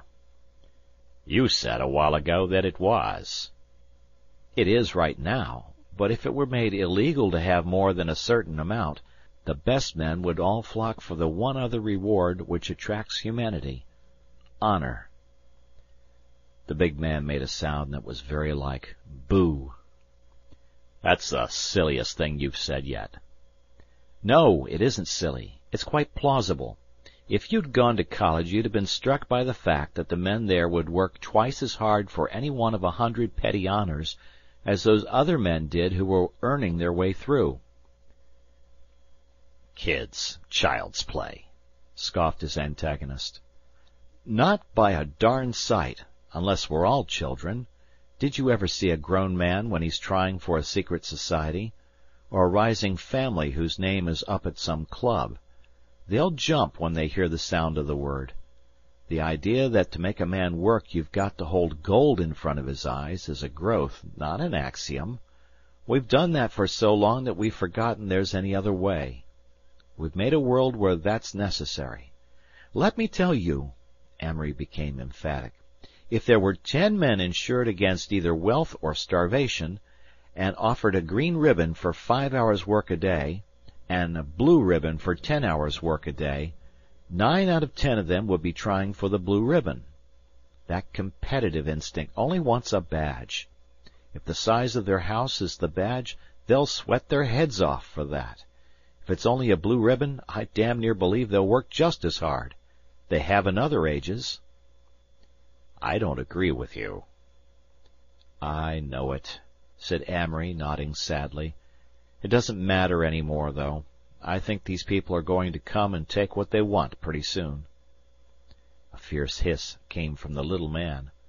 "Machine guns?" "Ha, but you've taught them their use."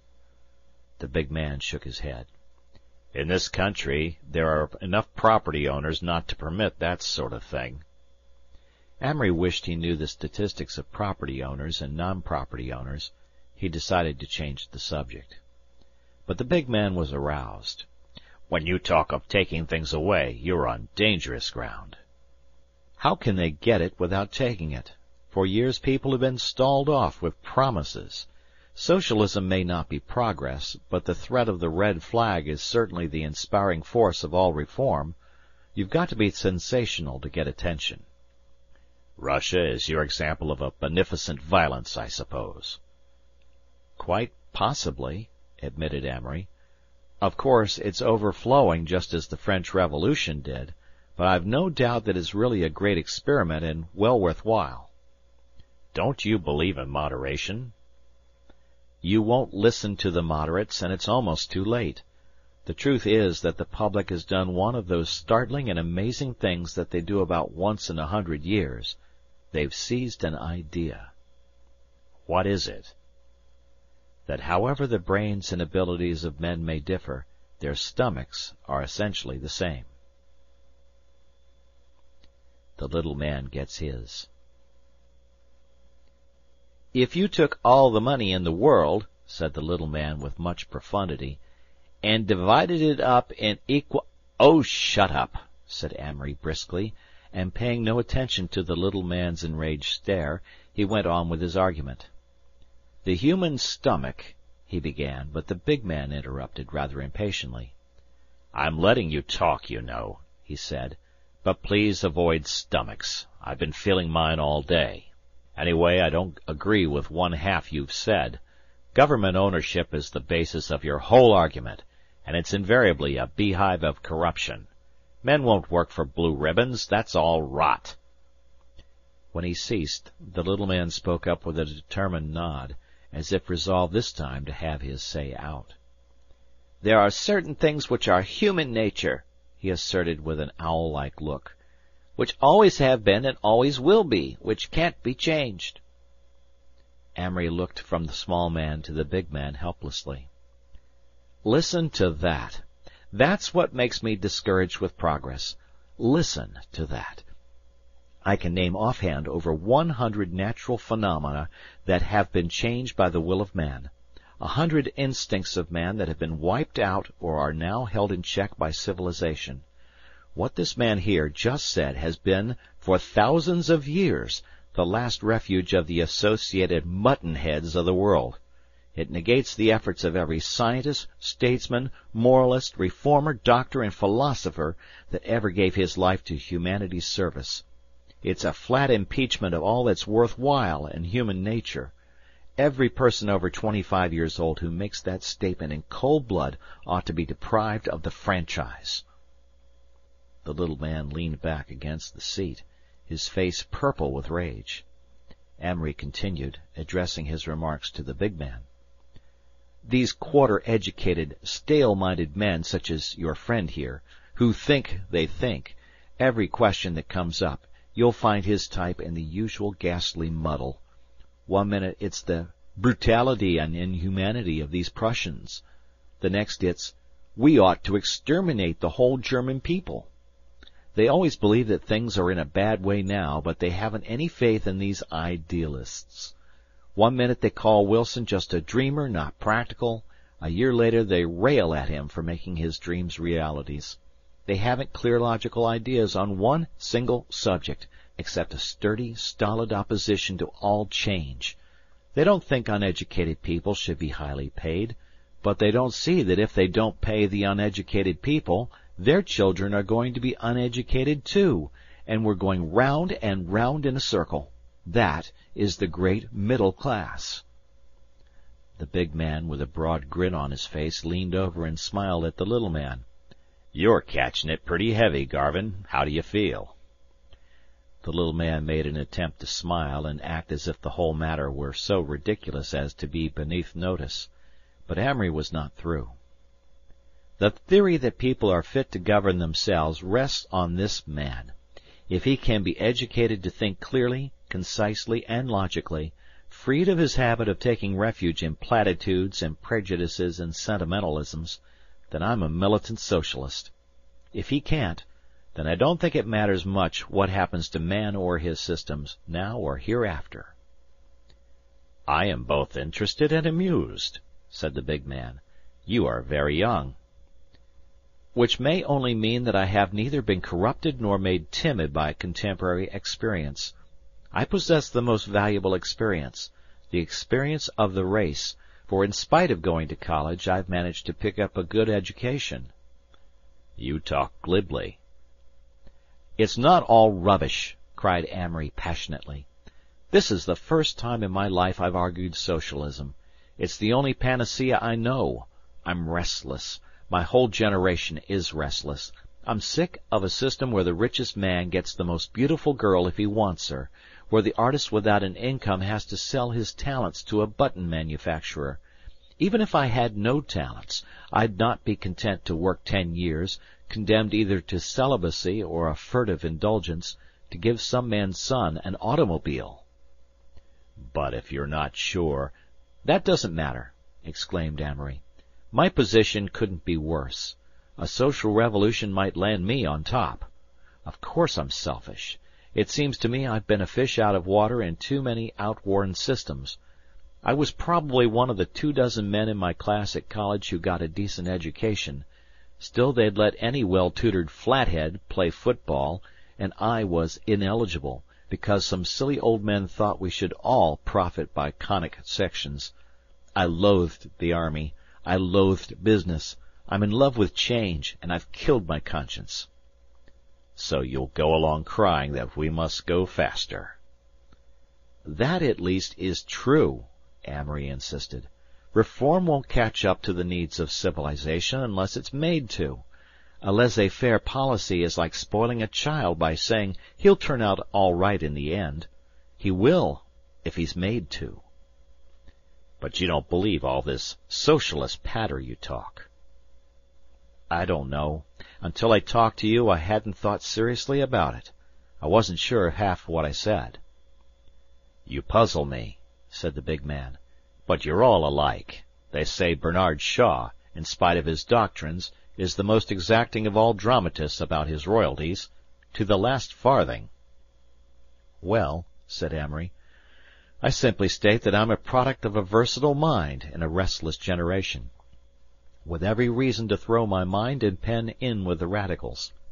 Even if, deep in my heart, I thought we were all blind atoms in a world as limited as a stroke of a pendulum, I and my sort would struggle against tradition, try, at least, to displace old cants with new ones.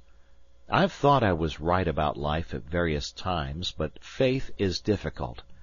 One thing I know, if living isn't a seeking for the Grail, it may be a damned amusing game." For a minute neither spoke, and then the big man asked, "What was your university?"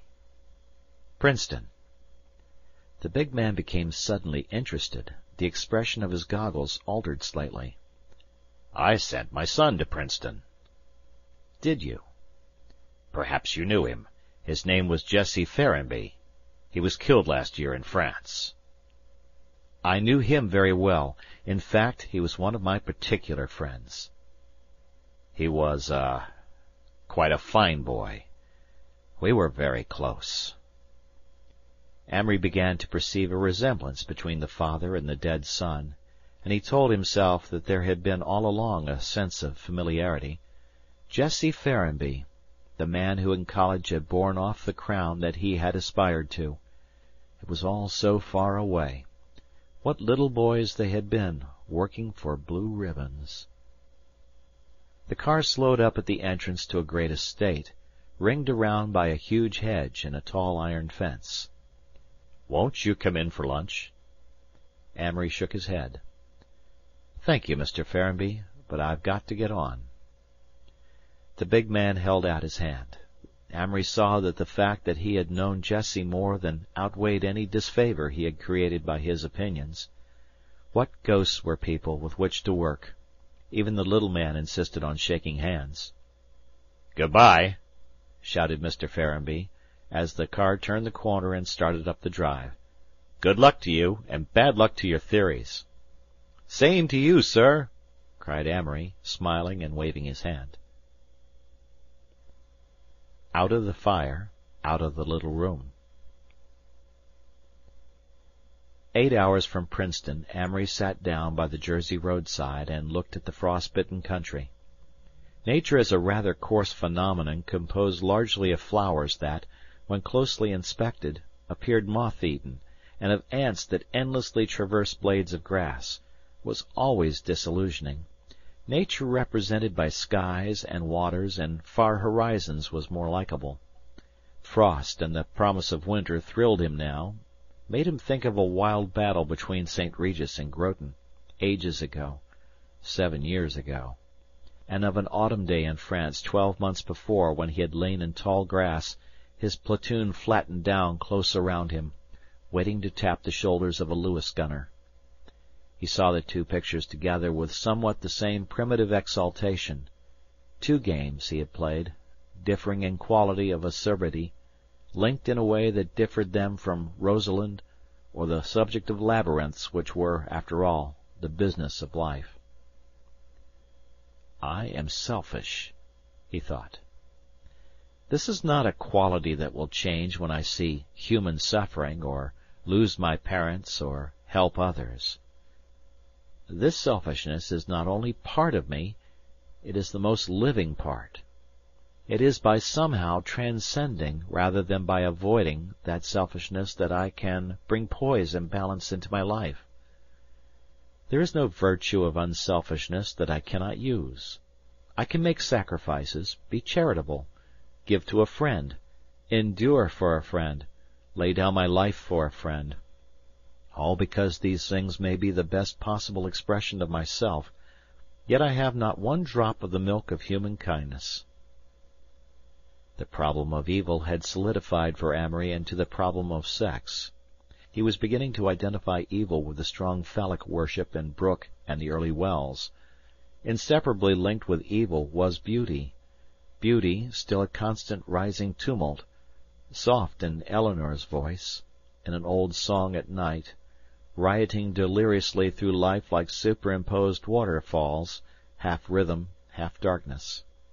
Amory knew that every time he had reached toward it longingly it had leered out at him with the grotesque face of evil. Beauty of great art, beauty of all joy, most of all, the beauty of women. After all, it had too many associations with license and indulgence. Weak things were often beautiful, weak things were never good, and in this new loneness of his that had been selected for what greatness he might achieve, Beauty must be relative, or, itself a harmony, it would make only a discord. In a sense, this gradual renunciation of beauty was the second step after his dissolution had been made complete. He felt that he was leaving behind him his chance of being a certain type of artist. It seemed so much more important to be a certain sort of man. His mind turned a corner suddenly, and he found himself thinking of the Catholic Church. The idea was strong in him that there was a certain intrinsic lack in those to whom orthodox religion was necessary, and religion to Amory meant the Church of Rome. Quite conceivably, it was an empty ritual, but it was seemingly the only assimilative, traditionary bulwark against the decay of morals. Until the great mobs could be educated into a moral sense, someone must cry, "Thou shalt not!" Yet any acceptance was, for the present, impossible. He wanted time and the absence of ulterior pressure. He wanted to keep the tree without ornaments, realize fully the direction and momentum of this new start. The afternoon waned from the purging good of 3 o'clock to the golden beauty of 4. Afterward he walked through the dull ache of a setting sun when even the clouds seemed bleeding, and at twilight he came to a graveyard. There was a dusky, dreamy smell of flowers, and the ghost of a new moon in the sky, and shadows everywhere. On an impulse he considered trying to open the door of a rusty iron vault built into the side of a hill, a vault washed clean and covered with late-blooming, weeping, watery blue flowers that might have grown from dead eyes, sticky to the touch with a sickening odor. Amory wanted to feel William Dayfield, 1864. He wondered that graves ever made people consider life in vain. Somehow he could find nothing hopeless in having lived. All the broken columns and clasped hands and doves and angels meant romances. He fancied that in 100 years he would like having young people speculate as to whether his eyes were brown or blue, and he hoped quite passionately that his grave would have about it an air of many, many years ago. It seemed strange that out of a row of Union soldiers 2 or 3 made him think of dead loves and dead lovers, when they were exactly like the rest, even to the yellowish moss. Long after midnight, the towers and spires of Princeton were visible, with here and there a late burning light, and suddenly out of the clear darkness the sound of bells. As an endless dream it went on, the spirit of the past brooding over a new generation. The chosen youth from the muddled, unchastened world still fed romantically on the mistakes and half-forgotten dreams of dead statesmen and poets. Here was a new generation, shouting the old cries, learning the old creeds, through a reverie of long days and nights, destined finally to go out into that dirty gray turmoil to follow love and pride, a new generation dedicated more than the last to the fear of poverty and the worship of success, grown up to find all gods dead, all wars fought, all faiths in man shaken. Amory, sorry for them, was still not sorry for himself. Art, politics, religion, whatever his medium should be, he knew he was safe now, free from all hysteria. He could accept what was acceptable, roam, grow, rebel, sleep deep through many nights. There was no God in his heart, he knew. His ideas were still in riot. There was ever the pain of memory, the regret for his lost youth. Yet the waters of disillusion had left a deposit on his soul, responsibility and a love of life, the faint stirrings of old ambitions and unrealized dreams. But, oh, Rosalind, Rosalind. It's all a poor substitute at best, he said sadly. And he could not tell why the struggle was worthwhile, why he had determined to use to the utmost himself and his heritage from the personalities he had passed. He stretched out his arms to the crystalline, radiant sky. "I know myself," he cried, "but that is all." End of chapter, end of book.